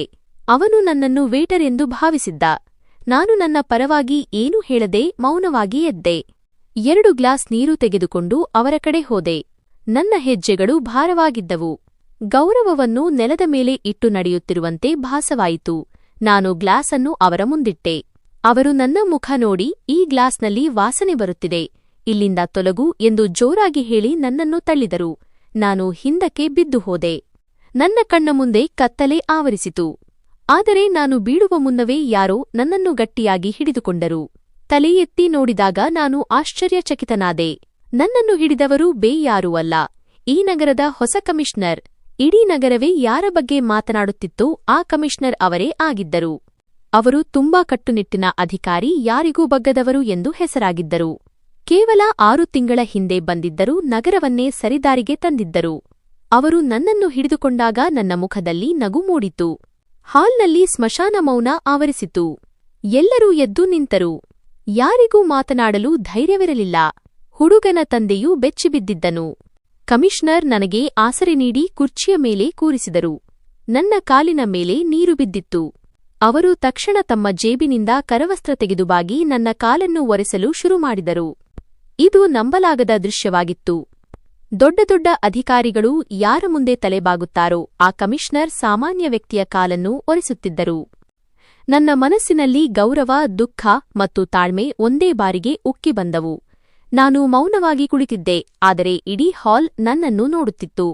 ಹುಡುಗನ ತಂದೆಯ ಮುಖದಲ್ಲಿ ಭಯ ಮೂಡಿತ್ತು, ಅವನ ತುಟಿಗಳು ನಡುಗುತ್ತಿದ್ದವು. ಕಮಿಷನರ್ ನನ್ನ ಕಡೆ ನೋಡಿ, ನೀವು ಆರಾಮವಾಗಿದ್ದೀರಾ ಎಂದು ಕೇಳಿದರು. ಆ ಒಂದು ಕ್ಷಣ ಇಡೀ ವಾತಾವರಣವನ್ನೇ ಬದಲಿಸಿತು. ಅಲ್ಲಿ ಶಕ್ತಿ, ಅಹಂಕಾರ ಮತ್ತು ಮನುಷ್ಯತ್ವದ ನಿಜವಾದ ಪರೀಕ್ಷೆ ನಡೆಯುತ್ತಿತ್ತು. ಕಮಿಷನರ್ ಹೆಸರು ಕೌಶಿಕ್. ಅವರು ನಿಧಾನವಾಗಿ ಆದರೆ ದೃಢವಾದ ದನಿಯಲ್ಲಿ ಮಾತನಾಡಿದರು ಮತ್ತು ತಮ್ಮ ಸಿಬ್ಬಂದಿಯನ್ನು ಕರೆದರು. ಕೆಲವೇ ಕ್ಷಣಗಳಲ್ಲಿ ಪೊಲೀಸ್ ಪಡೆ ಒಳಗೆ ಬಂತು. ವಾಹನಗಳ ಸದ್ದು ಕೇಳಿಸಿತು. ಒಬ್ಬ ಪೇದೆಯ ಕೈಯಲ್ಲಿ ಕೈಕೊಡ ಇತ್ತು. ಮದುವೆ ಮಂಟಪ ಇದ್ದಕ್ಕಿದ್ದಂತೆ ಬೇರೆಯದೇ ದೃಶ್ಯವಾಗಿ ಬದಲಾಯಿತು. ಕೌಶಿಕ್ ಎಲ್ಲರ ಕಡೆ ನೋಡಿ ಹೇಳಿದರು, ಈ ಕಮಿಷನರ್ ಈ ಮದುವೆಗೆ ಏಕೆ ಬಂದಿದ್ದಾನೆ, ಈ ಬಡವನ ಕಾಲು ಏಕೆ ಒರೆಸುತ್ತಿದ್ದಾನೆ ಎಂದು ನೀವು ಯೋಚಿಸುತ್ತಿರಬಹುದು. ಅವರು ಮುಂದುವರೆಸಿ, ಈ ಬಡವ ಎಂದು ನೀವು ಯಾರನ್ನು ಕರೆಯುತ್ತಿದ್ದೀರೋ ಅವರು ನನ್ನ ಕಷ್ಟದ ಸಮಯದಲ್ಲಿ ಶಾಲಾ ಫೀಸ್ ಕಟ್ಟಿದವರು, ನನ್ನ ತಂದೆ ತಾಯಿ ಇಲ್ಲದಿದ್ದಾಗ ನನಗೆ ಆಸರೆಯಾದವರು. ಇವರು ನನಗೆ ಪುಸ್ತಕಗಳನ್ನು ಕೊಡಿಸಿ ಓದಿಸಿದರು. ನಾನು ಇವರ ಅಂಗಡಿಯಲ್ಲಿ ಕೆಲಸ ಮಾಡುತ್ತಿದ್ದೆ, ಕಸ ಗುಡಿಸುತ್ತಿದ್ದೆ. ಆದರೆ ಇವರು ನನ್ನನ್ನು ಕೂಲಿ ಎಂದು ಭಾವಿಸಲಿಲ್ಲ. ನೀನು ಓದಬೇಕು, ದುಡ್ಡು ನಾನು ಕೊಡುತ್ತೇನೆ ಎನ್ನುತ್ತಿದ್ದರು. ನಾನು ಉನ್ನತ ವ್ಯಾಸಂಗ ಮಾಡಿ ಇಂದು ಕಮಿಷನರ್ ಆಗಿದ್ದೇನೆ. ಇವರಿಲ್ಲದಿದ್ದರೆ ನಾನು ಏನೂ ಆಗುತ್ತಿರಲಿಲ್ಲ ಎಂದು ಕೌಶಿಕ್ ಭಾವುಕರಾಗಿ ಹೇಳಿದರು. ಇಂದು ನಾನು ಕೇವಲ ಕಮಿಷನರ್ ಆಗಿ ಬಂದಿಲ್ಲ, ಇಂದು ನನ್ನ ಮದುವೆಯೂ ಇದೆ ಎಂದರು. ಇದನ್ನು ಕೇಳಿ ಹಾಲ್ನಲ್ಲಿದ್ದವರು ಮೂಗಿನ ಮೇಲೆ ಬೆರಳಿಟ್ಟುಕೊಂಡರು. ಕೌಶಿಕ್ ಜೋರು ದನಿಯಲ್ಲಿ, ನನ್ನ ಮದುವೆ ದೃಷ್ಟಿಯೊಂದಿಗೆ ನನ್ನ ಮಗಳು ನಡೆಯಲಿದೆ ಎಂದರು. ಎಲ್ಲರೂ ಸ್ತಬ್ಧರಾದರು. ನನ್ನ ಮಗಳ ಕಣ್ಣಲ್ಲಿ ನೀರು ಬಂತು. ಜನರಿಗೆ ಏನು ನಡೆಯುತ್ತಿದೆ ಎಂದು ಅರ್ಥವಾಗಲಿಲ್ಲ. ಕೌಶಿಕ್ ಮುಂದುವರೆಸಿ, ಇವರೇ ನನ್ನ ಬಳಿ ಬಂದು ಮದುವೆಯನ್ನು ಮಾಡಿಕೊಂಡು ನಿಮ್ಮ ಕೆಲಸವನ್ನೂ ಮಾಡಿಕೊಂಡು ಹೋಗಿ ಎಂದು ಹೇಳಿದ್ದರು ಎಂದರು.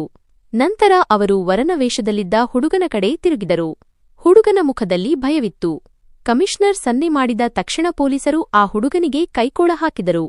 ನೆರೆದಿದ್ದವರು ಎದ್ದು ನಿಂತರು. ಇದೇನಿದು ಅವಮಾನ ಎಂದು ಹುಡುಗನ ಕಡೆಯವರು ಕೂಗಾಡಿದರು. ಕೌಶಿಕ್ ಗಟ್ಟಿಯಾದ ದನಿಯಲ್ಲಿ, ಸುಮ್ಮನಿರಿ. ನಿಮ್ಮ ಮಗ ಗಂಭೀರ ಅಪರಾಧದಲ್ಲಿ ಭಾಗಿಯಾಗಿದ್ದಾನೆ. ಈಗ ಅದು ಸಾಬೀತಾಗಿದೆ. ಇವನು ಒಬ್ಬ ಅಪರಾಧಿ. ಅದಕ್ಕಾಗಿಯೇ ನಾವು ಇವನನ್ನು ಬಂಧಿಸಲು ಬಂದಿದ್ದೇವೆ ಎಂದರು. ಹುಡುಗ ತಲೆ ತಗ್ಗಿಸಿ ನಿಂತಿದ್ದ, ಅಂದರೆ ಇದೆಲ್ಲವೂ ನಿಜವಾಗಿತ್ತು. ಅವನ ಪೋಷಕರ ಮುಖ ಕಪ್ಪಾಯಿತು. ನನ್ನ ಹೆಂಡತಿ, ಇವನು ನನ್ನ ಮಗಳಾಗುವ ಗಂಡ, ಇವನನ್ನು ಹೇಗೆ ಕರೆದೊಯ್ಯುತ್ತೀರಿ ಎಂದು ಅಳುತ್ತಾ ಚೀರಾಡಿದಳು. ನಾನು ಅವಳ ಕೈ ಹಿಡಿದು, ಸುಮ್ಮನೆ ಕುಳಿತುಕೋ ಎಂದು ಗದರಿಸಿದೆ. ಈಗ ಮೌನವಾಗಿರುವುದೇ ಲೇಸು ಎಂದು ನನಗೆ ತಿಳಿದಿತ್ತು. ಪೊಲೀಸರು ಆ ಹುಡುಗನನ್ನು ಕರೆದುಕೊಂಡು ಹೋದರು. ಸಂಬಂಧಿಕರು ಒಬ್ಬೊಬ್ಬರಾಗಿ ಹೊರಟರು. ಕೆಲವರು ತಮಾಷೆ ನೋಡಲು ನಿಂತರು. ಕೌಶಿಕ್ ನನ್ನ ಬಳಿ ಬಂದು ಗೌರವದಿಂದ ತಲೆಬಾಗಿ, ನಾನು ಈ ವ್ಯಕ್ತಿಯ ಅಮಾನತ್ತನ್ನು ಪಡೆಯಲು ಬಂದಿದ್ದೇನೆ. ಇವರು ಪ್ರೀತಿಯಿಂದ ಸಾಕಿ ಬೆಳೆಸಿದ ಮಗಳನ್ನು ಮದುವೆಯಾಗಲು ಬಂದಿದ್ದೇನೆ ಎಂದರು. ಅದೇ ಮಂಟಪದಲ್ಲಿ ಅದೇ ಪಂಡಿತರ ಎದುರುದೃಷ್ಟಿ ಮತ್ತು ಕೌಶಿಕ್ ಅವರ ಮದುವೆ ನೆರವೇರಿತು. ಯಾವುದೇ ಆಡಂಬರವಿಲ್ಲದೆ ಬರೀ ನೆಮ್ಮದಿ ಇತ್ತು. ನನ್ನ ಮಗಳ ಮುಖದಲ್ಲಿ ಈಗ ಭಯವಿರಲಿಲ್ಲ, ಸಂತೋಷದ ಹೊಳಪಿತ್ತು. ನನ್ನ ಹೆಂಡತಿ ಅಳುತ್ತಾ ಕುಳಿತಿದ್ದಳು. ಬಹುಶಃ ಹಣವೇ ಎಲ್ಲವೂ ಅಲ್ಲ ಎಂಬುದು ಅವಳಿಗೆ ಅರ್ಥವಾಗಿತ್ತು. ಒಂದು ಕಥೆ ಅಂತ್ಯ ಕಂಡಿತ್ತು. ಅಸಲಿಗೆ ವಿಷಯವೇನೆಂದರೆ, ನಾನು ಆ ಹುಡುಗನ ಬಗ್ಗೆ ವಿಚಾರಿಸಲು ಹೋದಾಗ ಆಘಾತಕಾರಿ ಸತ್ಯ ತಿಳಿಯಿತು. ಅವನು ಕೊಲೆ ಪ್ರಕರಣವೊಂದರಲ್ಲಿ ಸಿಲುಕಿದ್ದು ತಲೆಮರೆಸಿಕೊಂಡಿದ್ದನು. ಅವನು ತನ್ನ ನಿಜವಾದ ಹೆಸರನ್ನು ಬದಲಾಯಿಸಿಕೊಂಡು ಇಲ್ಲಿ ವಾಸಿಸುತ್ತಿದ್ದನು. ಸಾಕ್ಷಿಗಳಿಲ್ಲದ ಕಾರಣ ಅವನು ಮುಕ್ತವಾಗಿ ಓಡಾಡುತ್ತಿದ್ದನು. ಇದನ್ನು ಕೇಳಿ ನನ್ನ ಕಾಲ ಕೆಳಗಿನ ಭೂಮಿ ಕುಸಿದಂತಾಗಿತ್ತು. ನಾನು ನನ್ನ ಮಗಳನ್ನು ಬೆಂಕಿಗೆ ತಳ್ಳಲು ಹೋಗುತ್ತಿದ್ದೆ ಎಂದು ಅರಿವಾಯಿತು. ನಾನು ಮನೆಗೆ ಹೋಗದೆ ನೇರವಾಗಿ ಕೌಶಿಕ್ಗೆ ಫೋನ್ ಮಾಡಿ ಎಲ್ಲವನ್ನೂ ತಿಳಿಸಿದೆ. ಕೌಶಿಕ್, ನಾವು ಅವನನ್ನು ಹುಡುಕುತ್ತಿದ್ದೇವೆ, ಆದರೆ ಸಾಕ್ಷಿ ಸಿಗುತ್ತಿರಲಿಲ್ಲ. ಮದುವೆಯ ನಾಟಕ ಆಡಿದರೆ ಮಾತ್ರ ಅವನನ್ನು ಹಿಡಿಯಲು ಸಾಧ್ಯ ಎಂದರು. ಆದರೆ ನನ್ನ ಮಗಳನ್ನು ಅಪರಾಧಿಯ ಹತ್ತಿರ ಬಿಡಲು ನನಗೆ ಭಯವಾಗಿತ್ತು. ಆಗ ಕೌಶಿಕ್, ನೀವು ಚಿಂತಿಸಬೇಡಿ, ನಿಮ್ಮ ಮಗಳಿಗೆ ಯಾವುದೇ ತೊಂದರೆಯಾಗದಂತೆ ನಾನು ನೋಡಿಕೊಳ್ಳುತ್ತೇನೆ ಎಂದು ಧೈರ್ಯ ತುಂಬಿದರು. ಮದುವೆ ದಿನ ಅವನನ್ನು ಹಿಡಿದರೆ ನನ್ನ ಮಗಳ ಬದುಕು ಹಾಳಾಗುವುದಿಲ್ಲವೇ ಎಂದು ನಾನು ಕೇಳಿದೆ. ಆಗ ಕೌಶಿಕ್ ನನ್ನ ಕಣ್ಣಲ್ಲಿ ನೀರು ತರಿಸುವಂತಹ ಉತ್ತರ ನೀಡಿದರು. ನಾನು ಹಾಗಾಗಲು ಬಿಡುವುದಿಲ್ಲ. ನಾನೇ ದೃಷ್ಟಿಯನ್ನು ಮದುವೆಯಾಗುತ್ತೇನೆ. ಇದು ನನ್ನ ಕರ್ತವ್ಯ ಮತ್ತು ಹಕ್ಕು ಎಂದು ಭರವಸೆ ನೀಡಿದರು. ನನ್ನ ಎದೆಯ ಮೇಲಿದ್ದ ಭಾರ ಇಳಿದಂತಾಯಿತು. ನಾನು ದೇವರಿಗೆ ಧನ್ಯವಾದ ಹೇಳಿದೆ. ನನ್ನ ಹೆಂಡತಿಗೆ ಪೂರ್ತಿ ಸತ್ಯ ಹೇಳಿದರೆ ಅವಳು ಹೆದರುತ್ತಾಳೆ ಎಂದು ನಾನು ಸುಮ್ಮನಿದ್ದೆ. ನೀನು ಬಯಸಿದಂತೆ ಶ್ರೀಮಂತ ಮತ್ತು ಒಳ್ಳೆಯ ಮನುಷ್ಯನೇ ಸಿಕ್ಕಿದ್ದಾನೆ ಎಂದು ಅವಳಿಗೆ ಹೇಳಿದೆ. ಮದುವೆಯ ನಂತರ ನನ್ನ ಮಗಳ ಮುಖದಲ್ಲಿ ನೆಮ್ಮದಿ ಕಂಡು ನನ್ನ ಕಣ್ಣಲ್ಲಿ ಆನಂದಬಾಷ್ಪ ಹರಿಯಿತು. ಆ ಕಣ್ಣೀರು ದುಃಖದ್ದಾಗಿರಲಿಲ್ಲ, ಅಲ್ಲಿ ಕೃತಜ್ಞತೆ ಇತ್ತು. ನನ್ನ ಹೆಂಡತಿಯು ದೃಷ್ಟಿಯನ್ನು ನೋಡಿದಳು. ಅವಳ ಕಣ್ಣಲ್ಲಿಯೂ ಆನಂದಬಾಷ್ಪವಿತ್ತು. ಅವಳು ನನ್ನ ಹತ್ತಿರ ಬಂದಳು. ಅವಳು ನನ್ನ ಕೈ ಹಿಡಿದುಕೊಂಡಳು. ಅವಳು ನನ್ನ ಬಳಿ ಬಂದು ಮೆಲ್ಲನೆ, ನನ್ನಿಂದ ತುಂಬಾ ದೊಡ್ಡ ತಪ್ಪಾಗಿದೆ, ದಯವಿಟ್ಟು ನನ್ನನ್ನು ಕ್ಷಮಿಸಿ ಎಂದು ಹೇಳಿದಳು. ನಾನು ಅವಳ ತಲೆಯ ಮೇಲೆ ಕೈ ಇಟ್ಟೆ. ಈಗ ಎಲ್ಲವೂ ಸರಿಯಾಗಿದೆ ಎಂದು ನಾನು ಹೇಳಿದೆ. ನಿನ್ನ ಉದ್ದೇಶ ಕೆಟ್ಟದ್ದಾಗಿರಲಿಲ್ಲ, ನೀನು ಕೇವಲ ಭಯಗೊಂಡಿದ್ದೆ ಎಂದು ಸಮಾಧಾನಪಡಿಸಿದೆ. ಆ ದಿನದ ನಂತರ ನನ್ನ ಹೆಂಡತಿಯ ಆರೋಗ್ಯದಲ್ಲಿ ಸಾಕಷ್ಟು ಚೇತರಿಕೆ ಕಂಡುಬರಲು ಪ್ರಾರಂಭಿಸಿತು. ವೈದ್ಯರು ಮೊದಲು ಅವಳ ಜೀವಕ್ಕೆ ಅಪಾಯವಿದೆ ಎಂದು ಹೇಳಿದ್ದರು. ಆದರೆ ದಿನಗಳು ಕಳೆದಂತೆ ಅವಳಿಗೆ ಹೆಚ್ಚು ಸಮಯವಿಲ್ಲ ಎಂದು ಹೇಳಿದ್ದ ವೈದ್ಯರೇ ಈಗ ಅವಳ ಸ್ಥಿತಿ ಸುಧಾರಿಸುತ್ತಿದೆ ಎಂದು ಹೇಳುತ್ತಿದ್ದರು. ಅವಳ ಮುಖದಲ್ಲಿ ಕಳೆ ಬರುತ್ತಿದೆ. ಅವಳ ಜೀವನ ಮತ್ತೆ ಮರಳುತ್ತಿದೆ. ಸಂತೋಷವು ಮನುಷ್ಯನ ಆಂತರಿಕ ಗಾಯಗಳನ್ನು ಸಹ ಗುಣಪಡಿಸುತ್ತದೆ ಎಂದು ನಾನು ಅರ್ಥಮಾಡಿಕೊಂಡೆ. ಇಂದು ನನ್ನ ಮಗಳು ಸಂತೋಷವಾಗಿದ್ದಾಳೆ ಮತ್ತು ಸುರಕ್ಷಿತ ಕೈಗಳಲ್ಲಿದ್ದಾಳೆ. ಅವಳ ಮೌಲ್ಯವನ್ನು ತಿಳಿದಿರುವ ವ್ಯಕ್ತಿಯೊಂದಿಗೆ ಅವಳಿದ್ದಾಳೆ. ನನ್ನ ಹೆಂಡತಿ ಸಂತೋಷವಾಗಿದ್ದಾಳೆ. ವರ್ಷಗಳ ನಂತರ ಅವಳ ಮುಖದಲ್ಲಿ ನೆಮ್ಮದಿ ಕಾಣುತ್ತಿದೆ. ಅವಳು ಈಗ ಗತಕಾಲದ ಭಯದಿಂದ ಮುಕ್ತಳಾಗಿದ್ದಾಳೆ ಮತ್ತು ಅತ್ಯಂತ ಸಂತೋಷವಾಗಿದ್ದಾಳೆ. ನನ್ನ ಮಗಳು ಶ್ರೀಮಂತ ಮನೆಗೆ ಹೋದಳು ಎಂಬ ಕಾರಣಕ್ಕಲ್ಲ, ಆದರೆ ಅವಳು ಒಬ್ಬ ಒಳ್ಳೆಯ ಮನುಷ್ಯನ ಜೊತೆ ಹೋದಳು ಎಂಬ ಕಾರಣಕ್ಕೆ. ಅದಕ್ಕಾಗಿಯೇ ನಾನು ನನ್ನ ಮಗಳನ್ನು ಕತ್ತಲೆಯಿಂದ ರಕ್ಷಿಸಿದೆ. ಅದಕ್ಕಾಗಿಯೇ ನಾನು ಸರಿಯಾದ ಸಮಯದಲ್ಲಿ ಸತ್ಯದ ಪರ ನಿಂತೆ. ರಾತ್ರಿ ಏಕಾಂಗಿಯಾಗಿ ಕುಳಿತಾಗ ನಾನು ಆ ದಿನವನ್ನು ನೆನಪಿಸಿಕೊಳ್ಳುತ್ತಲೇ ಇರುತ್ತೇನೆ. ಆ ಹೋಟೆಲ್, ಆ ಹಾಲ್, ಆ ಕೈಕೊಡಗಳು, ಆ ಕಣ್ಣೀರು ಮತ್ತು ನಂತರ ನಡೆದ ಮದುವೆ. ಜೀವನವು ನನ್ನನ್ನು ಪರೀಕ್ಷೆಗೆ ಒಳಪಡಿಸಿದೆ ಎಂದು ನನಗೆ ಅನಿಸುತ್ತದೆ ಮತ್ತು ಬಹುಶಃ ನಾನು ಆ ಪರೀಕ್ಷೆಯಲ್ಲಿ ಗೆದ್ದಿದ್ದೇನೆ. ಆ ರಾತ್ರಿಯ ನಂತರ ನನ್ನ ಜೀವನವು ಇದ್ದಕ್ಕಿದ್ದಂತೆ ಸ್ಥಗಿತಗೊಂಡಂತಾಯಿತು. ಎಲ್ಲವೂ ನಿಂತು ಹೋಗಿತ್ತು, ಆದರೆ ಆ ನಿಶ್ಚಲತೆಯಲ್ಲಿ ಒಂದು ವಿಚಿತ್ರವಾದ ಶಾಂತಿ ಇತ್ತು.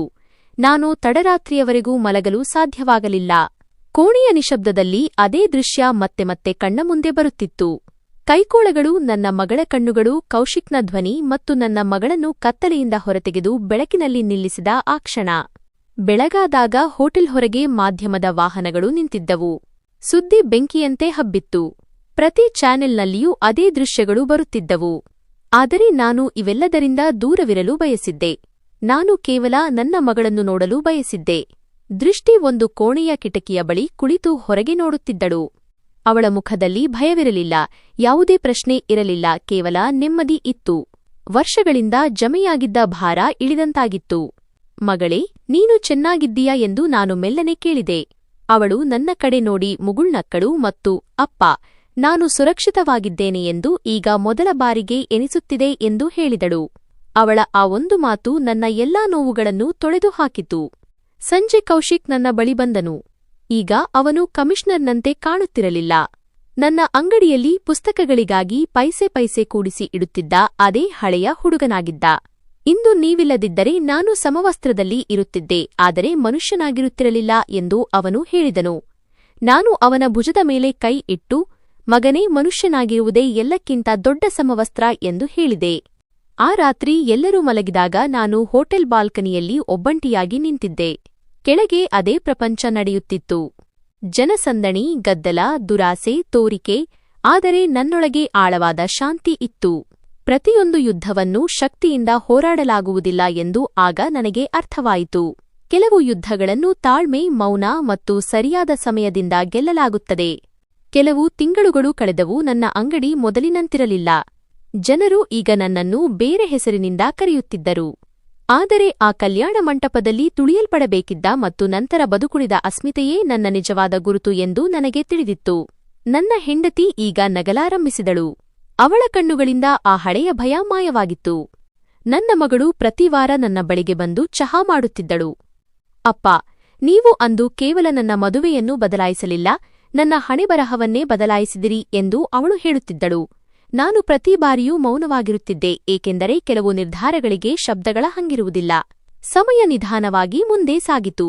ಆದರೆ ಆ ದಿನದ ನೆರಳು ನನ್ನ ಜೀವನದಿಂದ ಸಂಪೂರ್ಣವಾಗಿ ಹೋಗಲಿಲ್ಲ. ನಾನು ಈಗಲೂ ಬೆಳಿಗ್ಗೆ ಅಂಗಡಿ ತೆರೆಯುವಾಗ ನನ್ನ ಮಗಳ ಮುಖವನ್ನು ನೆನಪಿಸಿಕೊಳ್ಳುತ್ತೇನೆ. ಈಗ ಅವಳು ಗಂಡನ ಮನೆಯಲ್ಲಿದ್ದಾಳೆ. ಆದರೆ ಪ್ರತಿದಿನ ಸಂಜೆ ಅವಳ ಫೋನ್ ಬರುತ್ತದೆ. ಅವಳು ನಮಗೆ ಫೋನ್ ಮಾಡುತ್ತಾಳೆ. ಇಂದು ನಾನು ಇದನ್ನು ಅಡುಗೆ ಮಾಡಿದೆ ಅಪ್ಪ. ಇಂದು ನಾನು ಖುಷಿಯಾಗಿದ್ದೀನಿ ಎನ್ನುತ್ತಾಳೆ. ಅವಳ ಪ್ರತಿಯೊಂದು ಮಾತಿನಲ್ಲಿಯೂ ನನಗೆ ನನ್ನ ಶ್ರಮದ ಫಲ ಕೇಳಿಸುತ್ತಿತ್ತು. ಕೌಶಿಕ್ ಕೂಡ ಆಗಾಗ ನನ್ನ ಹತ್ತಿರ ಬರುತ್ತಿದ್ದ. ಯಾವುದೇ ಆಡಂಬರವಿಲ್ಲದೆ, ಯಾವುದೇ ಅಧಿಕಾರದ ದರ್ಪವಿಲ್ಲದೆ, ಒಬ್ಬ ಮಗನಂತೆ ಅವನು ಅಂಗಡಿಯಲ್ಲಿ ಕುಳಿತು ಚಹಾ ಕುಡಿಯುತ್ತಾ ನನ್ನೊಂದಿಗೆ ಹಳೆಯ ದಿನಗಳನ್ನು ನೆನಪಿಸಿಕೊಳ್ಳುತ್ತಿದ್ದನು. ಆ ದಿನ ನೀವು ನನ್ನನ್ನು ಬೈದು ಓಡಿಸಿದ್ದರೆ ಅಥವಾ ನನ್ನನ್ನು ಕೂಲಿ ಎಂದು ಭಾವಿಸಿ ತಿರಸ್ಕರಿಸಿದ್ದರೆ ಬಹುಶಃ ಇಂದು ನಾನು ಕೂಡ ಅಧಿಕಾರವನ್ನು ದುರುಪಯೋಗಪಡಿಸಿಕೊಳ್ಳುವ ಹುಡುಗರ ಸಾಲಿನಲ್ಲಿರುತ್ತಿದ್ದೆ ಎಂದು ಅವನು ಹೇಳುತ್ತಿದ್ದನು. ಅವನ ಮಾತುಗಳನ್ನು ಕೇಳಿ ನಾನು ಇಷ್ಟೇ ಹೇಳುತ್ತಿದ್ದೆ, ಮಗನೇ, ನಾನೇನು ವಿಶೇಷವಾಗಿ ಮಾಡಿಲ್ಲ. ನಾನು ನಿನ್ನನ್ನು ಕೇವಲ ಮನುಷ್ಯನೆಂದು ಭಾವಿಸಿದೆ ಅಷ್ಟೇ.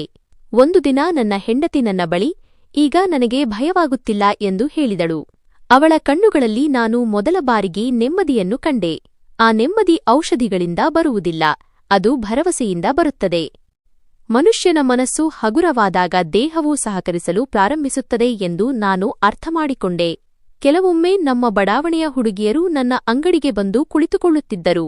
ಅವರು ತಮ್ಮ ಓದಿನ ಬಗ್ಗೆ ಕೇಳುತ್ತಿದ್ದರು, ತಮ್ಮ ಕನಸುಗಳ ಬಗ್ಗೆ ಮಾತನಾಡುತ್ತಿದ್ದರು. ಆಗ ನನ್ನ ಮಗಳು ಒಂಟಿಯಲ್ಲ ಎಂದು ನನಗೆ ಅನ್ನಿಸುತ್ತಿತ್ತು. ನನ್ನ ಒಬ್ಬ ಮಗಳಿಂದ ಶುರುವಾದ ಕಥೆ ಈಗ ಎಷ್ಟು ಹೆಣ್ಣುಮಕ್ಕಳನ್ನು ತಲುಪುತ್ತಿದೆ. ಒಂದು ಸಂಜೆ ನಾನು ಅಂಗಡಿಯನ್ನು ಮುಚ್ಚುತ್ತಿದ್ದೆ. ಆಗ ಒಬ್ಬ ವ್ಯಕ್ತಿ ನನ್ನ ಬಳಿಗೆ ಬಂದರು. ನೀವು ಆ ದಿನ ಮಾಡಿದ್ದು ಕೇವಲ ನಿಮ್ಮ ಮಗಳಿಗಾಗಿ ಮಾತ್ರವಲ್ಲ, ನೀವು ನಮ್ಮಂತಹವರಿಗೂ ಧೈರ್ಯ ನೀಡಿದ್ದೀರಿ ಎಂದು ಹೇಳಿದರು. ನಾನು ಅವರ ಮಾತುಗಳನ್ನು ಕೇಳಿದೆ ಮತ್ತು ಸತ್ಯದ ಪರಿಣಾಮ ನಿಧಾನವಾದರೂ ಆಳವಾಗಿರುತ್ತದೆ ಎಂದು ಮೊದಲ ಬಾರಿಗೆ ಅರಿತುಕೊಂಡೆ. ರಾತ್ರಿ ಮನೆಗೆ ಬಂದಾಗ ಆಕಾಶದ ಕಡೆ ನೋಡಿ ಮನಸ್ಸಿನಲ್ಲೇ ದೇವರಿಗೆ ಕೃತಜ್ಞತೆ ಸಲ್ಲಿಸಿದೆ.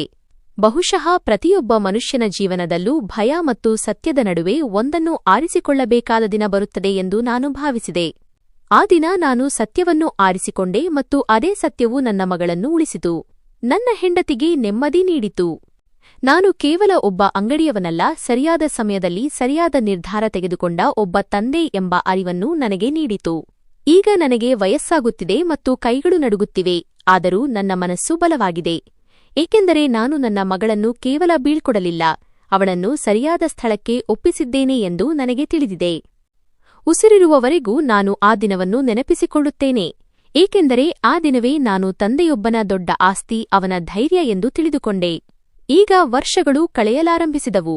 ಸಮಯ ತನ್ನೊಂದಿಗೆ ನರೆಗೂದಲು ಮತ್ತು ಅನುಭವ ಎರಡನ್ನೂ ತಂದಿತು. ನನ್ನ ಎಲ್ಲಾ ಕೂದಲು ಬಿಳಿಯಾಗಿತ್ತು, ಕಣ್ಣಿನ ದೃಷ್ಟಿ ಸ್ವಲ್ಪ ಕಡಿಮೆಯಾಗಿತ್ತು, ಆದರೆ ನನ್ನ ಹೃದಯ ಮೊದಲಿಗಿಂತ ಹೆಚ್ಚು ಶುದ್ಧವಾಯಿತು. ನನ್ನ ಅಂಗಡಿ ಈಗ ಮೊದಲಿನಷ್ಟು ನಡೆಯುತ್ತಿರಲಿಲ್ಲ, ಆದರೆ ಈಗ ಅಲ್ಲಿ ನಡೆಯುತ್ತಿದ್ದುದು ಗೌರವ ಮಾತ್ರ. ಜನರು ಬಂದು ಸಾಮಾನು ತೆಗೆದುಕೊಳ್ಳುವ ಮೊದಲು ಯೋಗಕ್ಷೇಮ ವಿಚಾರಿಸುತ್ತಿದ್ದರು, ಮಗಳ ಹೆಸರನ್ನು ಹೇಳುತ್ತಿದ್ದರು ಮತ್ತು ನಾನು ಪ್ರತಿ ಬಾರಿಯೂ ತಲೆಬಾಗಿ ದೇವರಿಗೆ ಧನ್ಯವಾದ ಹೇಳುತ್ತಿದ್ದೆ. ದೃಷ್ಟಿ ಈಗ ತಾಯಿಯಾಗಲಿದ್ದಾಳೆ. ಈ ಸುದ್ದಿ ನನಗೆ ತಿಳಿದಾಗ ನನಗೆ ಸ್ವಲ್ಪ ಸಮಯ ಮಾತನಾಡಲು ಸಾಧ್ಯವಾಗಲಿಲ್ಲ. ನನ್ನ ಕೈಗಳು ನಡುಗುತ್ತಿದ್ದವು, ಕಣ್ಣಲ್ಲಿ ನೀರು ಬಂತು. ಜೀವನವು ನನ್ನನ್ನು ಮತ್ತೆ ಆರಿಸಿಕೊಂಡಿದೆ ಎಂದು ನನಗೆ ಅನ್ನಿಸಿತು. ಆ ದಿನ ನೀನು ತೆಗೆದುಕೊಂಡ ನಿರ್ಧಾರದ ಫಲ ಈಗ ನಿನ್ನ ಮಡಿಲಿಗೆ ಬರುತ್ತದೆ ಎಂದು ಅದು ಹೇಳುತ್ತಿರುವ ಹಾಗಿತ್ತು. ಕೌಶಿಕ್ ಫೋನ್ನಲ್ಲಿ ನೀವು ಅಜ್ಜನಾಗುತ್ತಿದ್ದೀರಿ ಎಂದು ಹೇಳಿದನು. ಅವನ ಧ್ವನಿಯಲ್ಲಿ ತುಂಬಾ ಸಂತೋಷವಿತ್ತು. ನನ್ನ ಹೆಂಡತಿ ಅಂದು ಬಹಳ ಹೊತ್ತು ಪೂಜೆ ಮಾಡುತ್ತಿದ್ದಳು. ಆ ದಿನ ಸತ್ಯ ಹೊರಬರದಿದ್ದರೆ ಇಂದು ನಮ್ಮ ಮಗಳು ಯಾವ ಸ್ಥಿತಿಯಲ್ಲಿರುತ್ತಿದ್ದಳೋ ಎಂದು ಅವಳು ಪದೇ ಪದೇ ಹೇಳುತ್ತಿದ್ದಳು. ನಾನು ಮೌನವಾಗಿ ಕುಳಿತಿದ್ದೆ, ಏಕೆಂದರೆ ಕೆಲವು ಒಂದು ವೇಳೆ ಮತ್ತು ಆದರೆ ಎನ್ನುವ ಮಾತುಗಳು ಮನುಷ್ಯನನ್ನು ಮುರಿದು ಹಾಕುತ್ತವೆ. ಆಗಬೇಕಾದದ್ದು ಸರಿಯಾದ ಸಮಯಕ್ಕೆ ಆಗಿದೆ ಎಂದು ನನಗೆ ತಿಳಿದಿತ್ತು. ನನ್ನ ಮೊಮ್ಮಗಳು ನನ್ನ ಮಡಿಲಿಗೆ ಬಂದಾಗ ನನಗೆ ನನ್ನ ಮಗಳ ಬಾಲ್ಯ ನೆನಪಾಯಿತು. ಅದೇ ಮುಗ್ಧ ಕಣ್ಣುಗಳು, ಅದೇ ಸಣ್ಣ ಬೆರಳುಗಳು. ನಾನು ಅವಳನ್ನು ಎದೆಗೆ ಅಪ್ಪಿಕೊಂಡು ಮೊದಲ ಬಾರಿಗೆ ಮನಸಾರೆ ಅತ್ತೆ. ಈ ಕಣ್ಣೀರು ಭಯದ್ದಾಗಿರಲಿಲ್ಲ, ಈ ಕಣ್ಣೀರು ನೆಮ್ಮದಿಯದಾಗಿತ್ತು. ನನ್ನ ಜೀವನದ ಚಕ್ರ ಪೂರ್ಣಗೊಂಡಂತೆ ನನಗೆ ಭಾಸವಾಯಿತು. ಕೌಶಿಕ್ ಆ ದಿನ ನನ್ನ ಬಳಿ, ನೀವು ಬಯಸಿದರೆ ಈ ಅಂಗಡಿಯನ್ನು ಮುಚ್ಚಿಬಿಡಿ, ಈಗ ನೀವು ವಿಶ್ರಾಂತಿ ತೆಗೆದುಕೊಳ್ಳಬೇಕು ಎಂದು ಹೇಳಿದನು. ನಾನು ನಗುತ್ತಾ ನಿರಾಕರಿಸಿದೆ ಮತ್ತು ಮಗನೇ, ಈ ಅಂಗಡಿ ತೆರೆದಿರುವವರೆಗೂ ನನ್ನ ಗುರುತು ಜೀವಂತವಾಗಿರುತ್ತದೆ. ನಿನ್ನ ಮತ್ತು ನನ್ನ ಕಥೆ ಪ್ರಾರಂಭವಾಗಿದ್ದು ಇದೇ ಸ್ಥಳದಿಂದ ಎಂದು ಹೇಳಿದೆ. ಈಗ ಬಡಾವಣೆಯ ಮಕ್ಕಳು ಇಲ್ಲಿ ಕುಳಿತು ಓದುತ್ತಾರೆ. ಯಾರೋ ಪೊಲೀಸ್ ಆಗುವ ಕನಸು ಕಾಣುತ್ತಾರೆ, ಯಾರೋ ಟೀಚರ್ ಆಗುವ, ಯಾರೋ ಡಾಕ್ಟರ್ ಆಗುವ ಕನಸು ಕಾಣುತ್ತಾರೆ. ಮತ್ತು ನಾನು ಅವರನ್ನು ನೋಡಿ ಇಷ್ಟೇ ಹೇಳುತ್ತೇನೆ, ದೊಡ್ಡವರಾಗಿರಿ, ಆದರೆ ಖಂಡಿತವಾಗಿಯೂ ಒಳ್ಳೆಯ ಮನುಷ್ಯರಾಗಿರಿ, ಏಕೆಂದರೆ ಜಗತ್ತಿಗೆ ಒಳ್ಳೆಯ ಮನುಷ್ಯರ ಅಗತ್ಯವಿದೆ. ರಾತ್ರಿ ನಾನು ಮಂಚದ ಮೇಲೆ ಮಲಗಿದಾಗ ಕಣ್ಣು ಮುಚ್ಚುತ್ತೇನೆ. ಈಗ ನನಗೆ ಯಾರ ಬಗ್ಗೆಯೂ ದೂರು ಇಲ್ಲ. ಸಮಯದ ಮೇಲಾಗಲಿ ಪರಿಸ್ಥಿತಿಯ ಮೇಲಾಗಲಿ ನನಗೆ ಕೋಪವಿಲ್ಲ, ಏಕೆಂದರೆ ನಾನು ತಂದೆಯಾಗಿ ನನ್ನ ಕರ್ತವ್ಯವನ್ನು ಪೂರೈಸಿದ್ದೇನೆ. ಮನುಷ್ಯನು ತನ್ನ ಕರ್ತವ್ಯವನ್ನು ಮಾಡಿದಾಗ ಜೀವನವು ಅವನನ್ನು ಬರಿಗೈಯಲ್ಲಿ ಕಳುಹಿಸುವುದಿಲ್ಲ. ಯಾರಾದರೂ ನನ್ನನ್ನು ಆ ದಿನ ನಿಮಗೆ ಯಾವ ವಿಷಯದ ಬಗ್ಗೆ ಹೆಚ್ಚು ಭಯವಿತ್ತು ಎಂದು ಕೇಳಿದರೆ ನಾನು ಇಷ್ಟೇ ಹೇಳುತ್ತೇನೆ, ನಾನು ನನ್ನ ಮಗಳ ಕಣ್ಣಲ್ಲಿ ಕಣ್ಣಿಟ್ಟು ನೋಡಲಾರೆನೇನೋ ಎಂಬ ಭಯ ನನಗಿತ್ತು. ಆದರೆ ಇಂದು ನನ್ನ ಮಗಳು ನನ್ನನ್ನು ನೋಡಿ ನಗುವಾಗ ನಾನು ಆ ಭಯವನ್ನು ಗೆದ್ದಿದ್ದೇನೆ ಎಂದು ನನಗೆ ಅನ್ನಿಸುತ್ತದೆ. ಈ ಕಥೆಯ ನೀತಿ ಏನೆಂದರೆ, ಮನುಷ್ಯನ ನಿಜವಾದ ಗುರುತು ಅವನ ಹಣ, ಹುದ್ದೆ ಅಥವಾ ಶಕ್ತಿಯಿಂದಲ್ಲ, ಅವನ ಕರ್ಮ ಮತ್ತು ಮಾನವೀಯತೆಯಿಂದ ಆಗಿರುತ್ತದೆ. ಸಮಾಜದಲ್ಲಿ ಜನರು ಸಾಮಾನ್ಯವಾಗಿ ತೋರಿಕೆ ಮತ್ತು ಪ್ರತಿಷ್ಠೆಯ ಹಿಂದೆ ಓಡುತ್ತಾರೆ ಮತ್ತು ಮನುಷ್ಯನ ನಿಜವಾದ ಗುಣ ಏನು ಎಂಬುದನ್ನು ಮರೆತುಬಿಡುತ್ತಾರೆ. ಈ ಕಥೆಯಲ್ಲಿ ಒಬ್ಬ ತಂದೆ ಸಮಾಜದ ಭಯ ಮತ್ತು ಅಪಖ್ಯಾತಿಯ ಬಗ್ಗೆ ಚಿಂತಿಸದೆ ಸತ್ಯವನ್ನು ಬೆಂಬಲಿಸಿದರು ಮತ್ತು ತನ್ನ ಮಗಳನ್ನು ತಪ್ಪು ವ್ಯಕ್ತಿಯ ಕೈಗೆ ಹೋಗದಂತೆ ರಕ್ಷಿಸಿದರು. ಈ ಕಥೆಯು ಪೋಷಕರ ದೊಡ್ಡ ಕರ್ತವ್ಯ ಕೇವಲ ಮದುವೆ ಮಾಡುವುದಲ್ಲ ಎಂಬುದನ್ನು ಕಲಿಸುತ್ತದೆ. ತಮ್ಮ ಮಕ್ಕಳು ಸುರಕ್ಷಿತವಾಗಿ ಮತ್ತು ಸಂತೋಷವಾಗಿರುವುದನ್ನು ನೋಡುವುದು ಮುಖ್ಯ ಎಂದು ಇದು ಹೇಳುತ್ತದೆ. ಸಮಯಕ್ಕೆ ಸರಿಯಾಗಿ ನಿರ್ಧಾರ ತೆಗೆದುಕೊಳ್ಳದಿದ್ದರೆ ಇಡೀ ಜೀವನ ಪಶ್ಚಾತ್ತಾಪ ಪಡಬೇಕಾಗುತ್ತದೆ. ಈ ತಂದೆ ತುಂಬಾ ಧೈರ್ಯವನ್ನು ತೋರಿಸಿದರು, ಏಕೆಂದರೆ ಅವರು ತಮ್ಮ ಗೌರವವನ್ನು ಸಮಾಜದ ಕೈಗೆ ಒಪ್ಪಿಸಲಿಲ್ಲ, ಬದಲಿಗೆ ತಮ್ಮ ಮಗಳ ಜೀವನವನ್ನು ಎಲ್ಲಕ್ಕಿಂತ ಹೆಚ್ಚಾಗಿ ಕಂಡರು. ಈ ಕಥೆಯು ಸತ್ಯ ಮತ್ತು ಒಳ್ಳೆಯತನ ಎಂದಿಗೂ ವ್ಯರ್ಥವಾಗುವುದಿಲ್ಲ ಎಂದು ಹೇಳುತ್ತದೆ. ನಿಸ್ವಾರ್ಥವಾಗಿ ಯಾರಿಗಾದರೂ ಸಹಾಯ ಮಾಡುವ ವ್ಯಕ್ತಿಯ ಸಹಾಯವು ಒಂದಲ್ಲ ಒಂದು ದಿನ ಖಂಡಿತವಾಗಿಯೂ ಹಿಂತಿರುಗುತ್ತದೆ. ತಾನು ಯಾವ ಮಗುವಿಗೆ ಕಲಿಸಿದ್ದನೋ ಅದೇ ಹುಡುಗ ಮುಂದೆ ಅವನ ಮಗಳಿಗೆ ಆಸರೆಯಾದನು. ಒಳ್ಳೆಯ ಕರ್ಮಗಳಿದ್ದರೆ ಅವು ತಲೆಮಾರುಗಳವರೆಗೆ ಫಲ ನೀಡುತ್ತವೆ. ಭಯವು ಮನುಷ್ಯನನ್ನು ದುರ್ಬಲಗೊಳಿಸುತ್ತದೆ, ಆದರೆ ಸತ್ಯ ಮತ್ತು ಧೈರ್ಯವು ಮನುಷ್ಯನನ್ನು ಬಲಪಡಿಸುತ್ತದೆ. ಮನುಷ್ಯನು ಸತ್ಯದ ಜೊತೆ ನಿಂತಾಗ ದೇವರು ಅವನ ಜೊತೆ ನಿಲ್ಲುತ್ತಾನೆ. ಸಮಾಜ ಏನು ಹೇಳುತ್ತದೆ ಎಂದು ಯೋಚಿಸಿ ತಪ್ಪುಗಳನ್ನು ಸಹಿಸಿಕೊಳ್ಳುವುದು ದೊಡ್ಡ ತಪ್ಪು. ಕೊನೆಯದಾಗಿ ನಾನು ಹೇಳಲು ಬಯಸುವುದೇನೆಂದರೆ, ತಂದೆಯ ನಿಜವಾದ ಬಂಡವಾಳ ಅವನ ಧೈರ್ಯ, ಅವನ ದೊಡ್ಡ ಹೃದಯ ಮತ್ತು ಅವನ ಮಾನವೀಯತೆ. ಅದೇ ಅವನ ಮಗಳ ದೊಡ್ಡ ರಕ್ಷೆಯಾಗುತ್ತದೆ. ಸ್ನೇಹಿತರೆ, ನಮ್ಮ ಈ ಕಥೆ ನಿಮಗೆ ಇಷ್ಟವಾಗಿದೆ ಎಂದು ಭಾವಿಸುತ್ತೇನೆ. ಕಥೆ ಇಷ್ಟವಾಗಿದ್ದರೆ ವಿಡಿಯೋವನ್ನು ಲೈಕ್ ಮಾಡಿ, ಚಾನೆಲ್ಗೆ ಹೊಸಬರಾಗಿದ್ದರೆ ಸಬ್ಸ್ಕ್ರೈಬ್ ಮಾಡಿ ಮತ್ತು ಹೌದು, ಮುಂದಿನ ಅಪ್ಡೇಟ್ ಅನ್ನು ಮೊದಲು ಪಡೆಯಲು ನೋಟಿಫಿಕೇಷನ್ ಬೆಲ್ ಅನ್ನು ಒತ್ತಲು ಮರೆಯಬೇಡಿ.